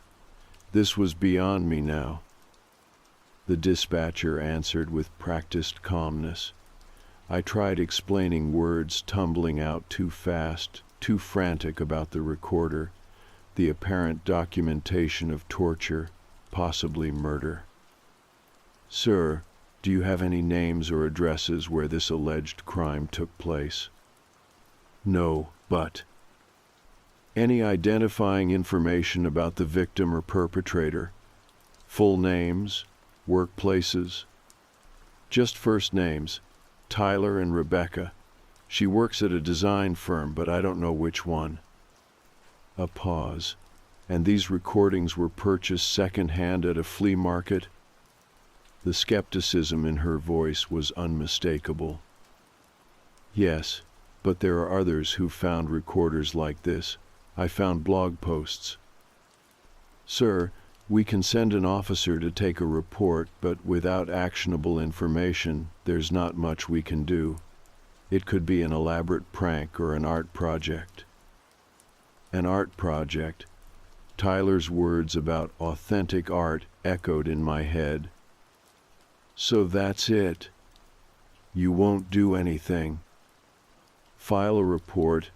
If you discover any concrete information about a crime, contact us immediately." She took my information and hung up, leaving me with nothing but a case number and the recorder still sitting on my table. The walls seemed to press inward. My kitchen felt suddenly too small, too exposed. I paced back and forth, checking window locks, peering through blinds at the street below. Was someone watching my apartment right now? Was Tyler out there, or whoever had sold me the recorder? My phone buzzed again, the same unknown number. Listen to the recording. You'll want to hear how it ends. The hairs rose on the back of my neck. Pins and needles crawled down my arms. I needed answers, damn it. I snatched up the recorder and jabbed the play button for the 5th file. Silence at first, then shuffling, the sound of a door opening and closing, footsteps approaching. Day 7, Tyler's voice, more excited than in previous recordings. Subject shows remarkable resilience, still holding on to hope, fascinating from a psychological perspective. A whimper in the background, Rebecca's voice, hoarse from screaming or dehydration or both. Please, water. Of course, footsteps, the sound of pouring liquid, here. Gulping sounds, desperate and animal-like. Thank you, Rebecca whispered. Her voice was different now, flat, mechanical, the voice of someone whose terror had crystallized into something else entirely, something like resignation. You're welcome. See? Cooperation makes things easier. My family, they have to be looking by now. Nobody's looking, Rebecca. Your sister received texts from your phone about extending your vacation. Your boss got an email about a family emergency. Everyone thinks you're exactly where you're supposed to be. How long? Her voice cracked. How long are you going to keep me here? Until the experiment is complete. What experiment? You keep saying that, but you won't tell me what you're studying. Tyler sighed. I suppose there's no harm in explaining now. My novel needs authenticity. I'm documenting the stages of captivity, the psychological breakdown, how hope dies, how the mind fractures under prolonged fear and isolation. A chilling pause. But most importantly, I'm documenting what happens when someone realizes they're going to die. Rebecca's breathing quickened. You're going to kill me. Not a question, a realization. Yes, eventually, when I have everything I need. The stark honesty turned my legs to jelly. I sank onto my kitchen floor, back against the cabinets, recorder clutched in my trembling hand. You can't do this. You'll get caught. Rebecca's voice had gained a desperate edge. Killers always make mistakes. You're recording everything. That's evidence. Tyler laughed a normal, pleasant laugh that now sounded deranged in context. Who would ever hear these recordings? They'll be destroyed when I'm finished. All except the last one. Why keep the last one? Because sometimes we need reminders of what we're capable of, the depths we can reach when we commit fully to our art. Their voices continued, Rebecca begging, Tyler explaining his process with detached enthusiasm. I listened, teeth clamped so tight my jaw ached, as he described what would happen to her recordings after her death. I'll wipe them all clean, then I'll sell the recorder at some second-hand shop, some flea market, let it start its journey again. Again? Rebecca's voice was barely audible. You've done this before. The recorder finds its way to people who'll appreciate it, people like me, people who understand what real art demands. My stomach lurched. The recorder finds its way. The same phrase from the text messages. Was Tyler the one texting me now, or someone else? How many were there? The recording continued with sounds of movement, metal clinking against metal again, Rebecca whimpering. Today we'll be testing pain thresholds, Tyler said, clinical once more. I need to document realistic reactions for my protagonist. Tyler, please. Rebecca's voice rose in desperation. This isn't you. This can't be you. The man I knew. Was just the surface. This is the real me, Rebecca. The artist beneath the mask. What followed were sounds I'll never forget. Rebecca's screams built slowly at first, then rose to a pitch that tore through my head like physical pain.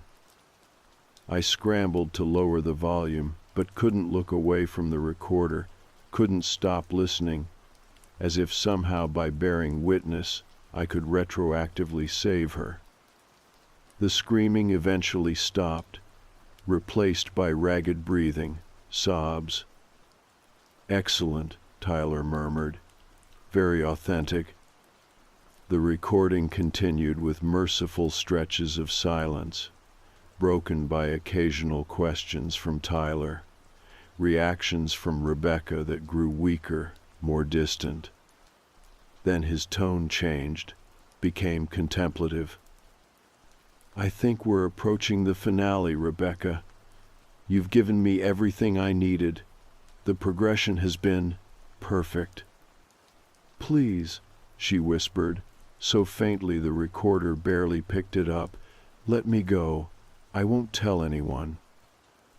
You know I can't do that. Then just kill me. Stop dragging it out. A pause. Are you afraid to die, Rebecca? Yes. A single broken syllable. Tell me why.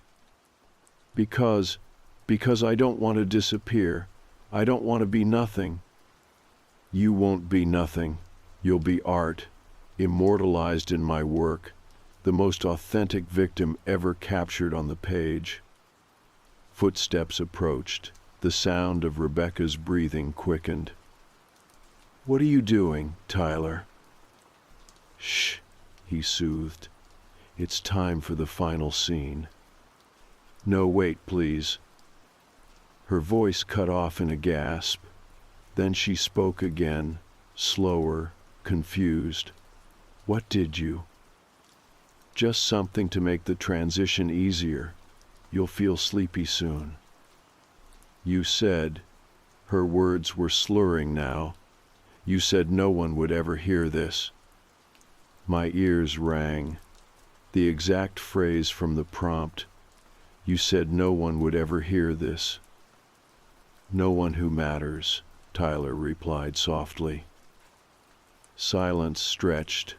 Rebecca's breathing slowed, grew shallow. Then came the sound, a long, wet gurgle, the sound of someone drowning in their own blood. After that, silence, footsteps, the rustle of movement. Guess I'll need a new one, Tyler's voice, casual as commenting on the weather. I hope they like flea markets. The recording ended. I barely made it to the bathroom before vomiting, acid burning my throat. When I straightened, spots dancing in my vision, my phone was buzzing on the kitchen table. I staggered back and looked at the screen. Now you understand. The recorder chose you, just like it chose me. My fingers trembled so badly I could barely type. Who are you? A link in the chain, a keeper of the tradition. What tradition? Murder. Art, the most authentic kind. The recorder finds those with potential, those who understand what real creation requires. I wanted to fling the phone across the room. Instead, I typed, "You're insane." We thought that too at first. Everyone does. But you'll come around, they always do. They? Others who found the recorder, who heard its stories, who understood what comes next. And what comes next? The response took longer this time. Finally, you find someone. You make your own recordings. You pass the recorder on. The tradition continues. My legs gave out. I slid down the wall to the floor, phone clutched in my sweating hand. And if I don't? Then someone finds you instead. Like I found Tyler when he hesitated. Like someone will find you if you break the chain. I looked up at my apartment windows. Were the blinds arranged exactly as I'd left them? Was that shadow outside normal? You're watching me right now, aren't you? I typed. The reply came instantly. Always. The recorder must be passed on. The tradition must continue. I looked back at the voice recorder sitting on my kitchen table, its small red light blinking steadily, waiting. What if I go to the police? With what? A recorder full of what could be performance art? A text conversation with an untraceable number? Others have tried. Check the blog posts. See what happened to them. Maria Chen's words flashed through my mind. Someone broke into my apartment, left a new voice recorder with a note, "Your turn." My phone buzzed with a new message. "Time to start recording, journalist. You have the perfect voice for it." 5 days passed in a blur of paranoia. I barely slept, barely ate. The curtains stayed drawn. I called in sick to work until Richards threatened my job. Even then, I only filed the flea market story remotely, a sanitized piece about community and nostalgia that made no mention of electronics vendors with pale eyes. The voice recorder sat inside a shoebox, buried under winter clothes in my closet. Out of sight, but never out of mind. The texts kept coming. Time to start recording. Choose someone, anyone. The tradition must continue. I stopped responding after day 2, started documenting everything instead. Screenshots of the texts, photos of the recorder, notes about the recordings, timestamps, direct quotes. Everything a good journalist would collect. On day 5, I made my decision.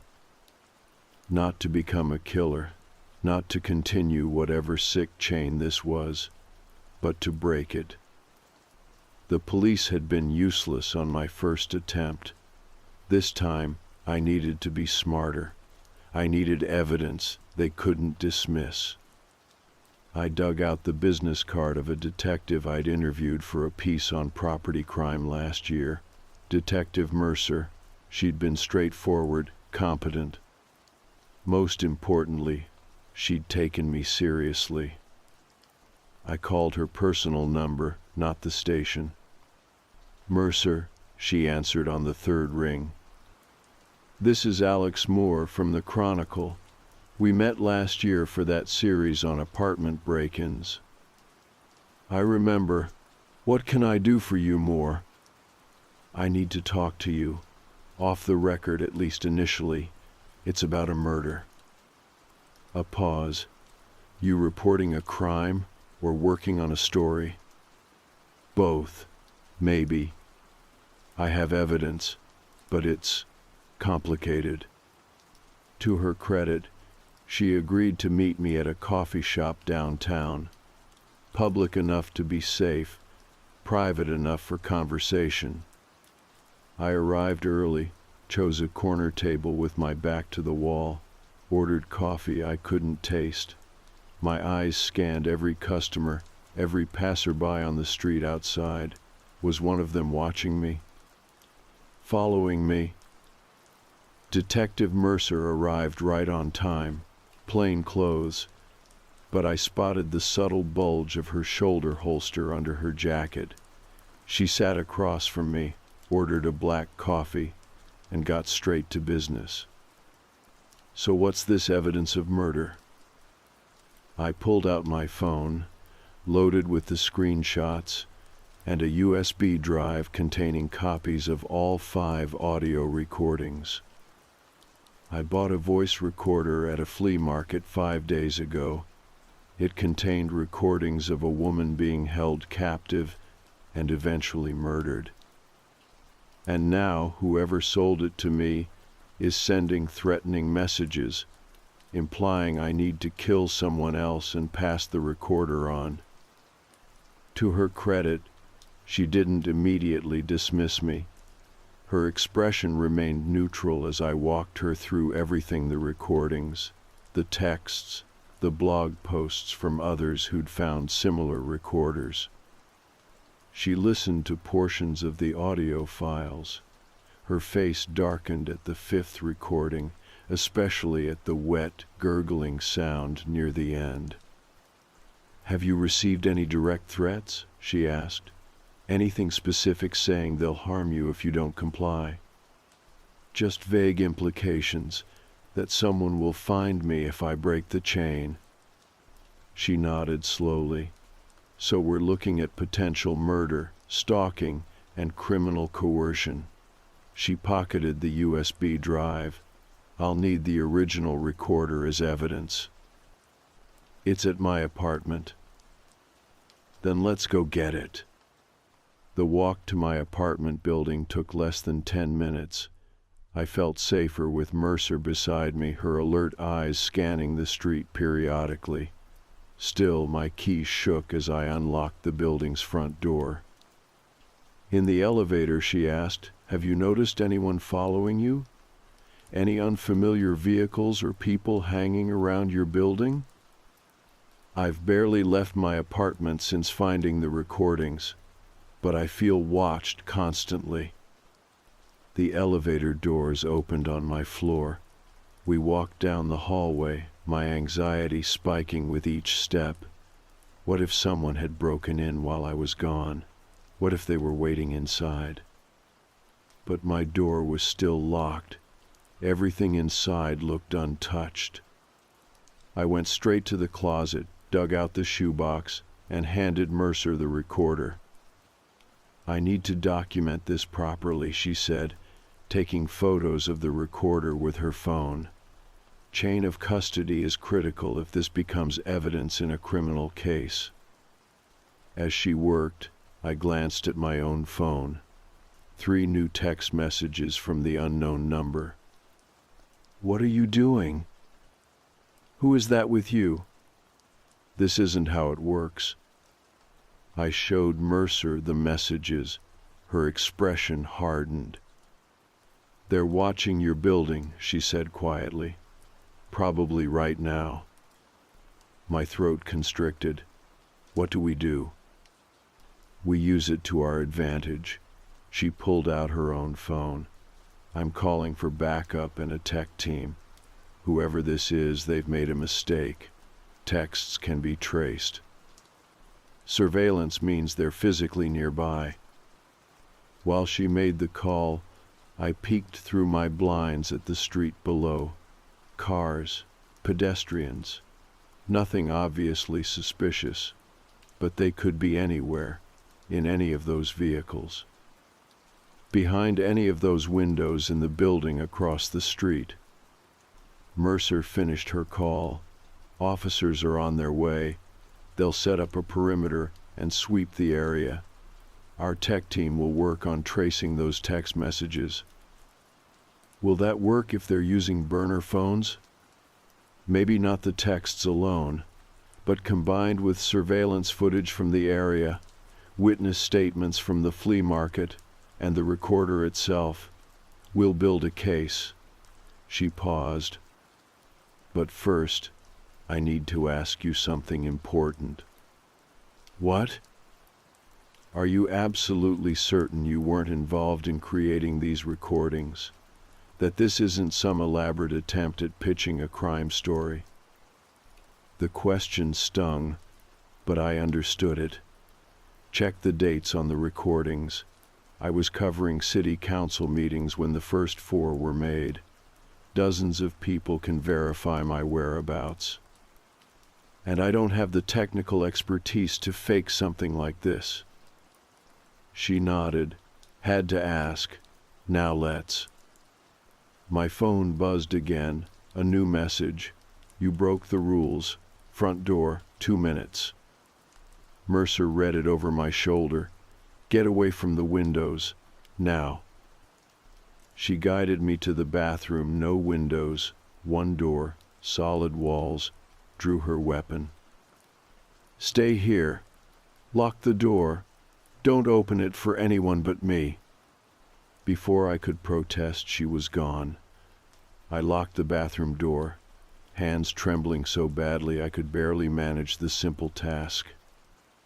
Pressed my ear against the door, straining to hear anything beyond my own pounding heartbeat.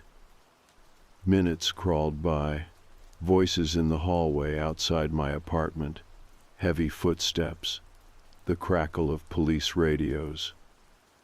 Then 3 sharp knocks on the bathroom door. Moore, it's Mercer. You can come out now. I opened the door cautiously. Mercer stood there, gun holstered, looking grimly satisfied. We got him, or one of them, at least. She led me to my living room, now filled with uniformed officers.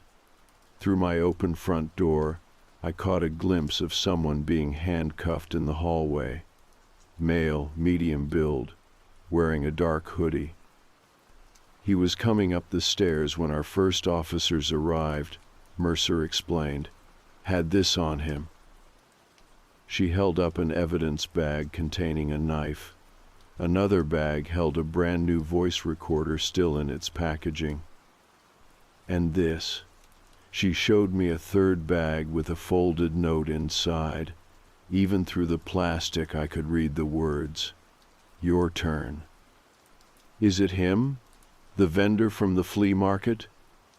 No, different guy entirely, but we found multiple phones on him, including the one used to text you. And guess what? He has the same recorder in his car that you bought at the flea market. Same model. So there are more of them? A group? Looking that way, we'll know more once we question him. The next 12 hours passed in a whirlwind of statements, evidence cataloging, and revelations. I sat in an interview room at the police station, telling my story over and over to different detectives. They brought photos, asked if I recognized faces. One was the flea market vendor. Another was a woman who'd apparently been watching my building. By morning, the outlines of the case were becoming clear. A loose network of killers connected not by personal relationships but by the recorders themselves. Each finding victims, recording their torture and murder, then passing the recorders along to potential new recruits. Some accepted the twisted invitation. Others, like Maria Chen, ran. Some probably became victims themselves. How many? I asked Mercer when she brought me coffee around dawn. We've identified at least 7 so far, across 4 states. The recordings go back years. Different victims, different killers, but the same methodology, the same ritual. And Rebecca, the woman in my recordings? Mercer's face softened slightly. We've got a team working to identify her now. The man who made those recordings, Tyler Kasdan, has been missing for 3 months. His apartment was cleaned out. No evidence left behind. He said in the recording that he was going to destroy them all except the last one. Looks like that's their pattern. Keep only the final recording as proof of what they've done, as inspiration for the next killer. I stared into my coffee cup. What happens now? Now we build our case. The 3 we arrested today will lead us to others. We'll find as many of the victims as we can, bring them justice." She paused. "And you go back to your life. With police protection for now." My life. The words felt hollow. How could I go back to writing fluff pieces about flea markets after this? I want to write about it. The whole story. Mercer frowned. "Not yet. Not until we've made more arrests, identified more victims. But eventually, yes. People should know this story." 3 months later, I submitted the first draft of the recorder ring to my editor. With the police investigation public now, Richards had given me all the time and resources I needed to tell the story properly. What had started as a 5-part series for the Chronicle had grown into a book deal. 17 killers arrested across 6 states, 23 confirmed victims, including Rebecca Lawson, whose family finally got answers after believing she'd simply abandoned her life. 4 more suspects still at large. And 52 voice recorders recovered as evidence, each containing that final recording, that final moment, each meant to be passed on, to continue the chain. I still jump when my phone buzzes with an unknown number, still check my locks twice before bed, still wake from nightmares where I hear that wet gurgling sound. But I'm telling their stories now, the victims, not the killers, giving voices back to those who had them stolen. The recorder chose me, but not for the reason they intended, not to continue their tradition, but to end it. Every day I get emails from readers who've checked their second-hand purchases more carefully, who've gone to police with suspicious recordings. 3 new arrests have been made based on tips generated by my articles. The chain is breaking, link by link. Sometimes late at night, I think about that moment when I first saw the recorder at the flea market, how easy it would have been to walk past, how different everything would be if I had. But I didn't walk past. I picked it up. I listened. And because I did, the recording finally found the audience it was meant for, not another killer, but someone who would make sure the world heard what needed to be heard. Justice, not tradition, became the legacy of that voice recorder. And somewhere out there, I know Rebecca would approve.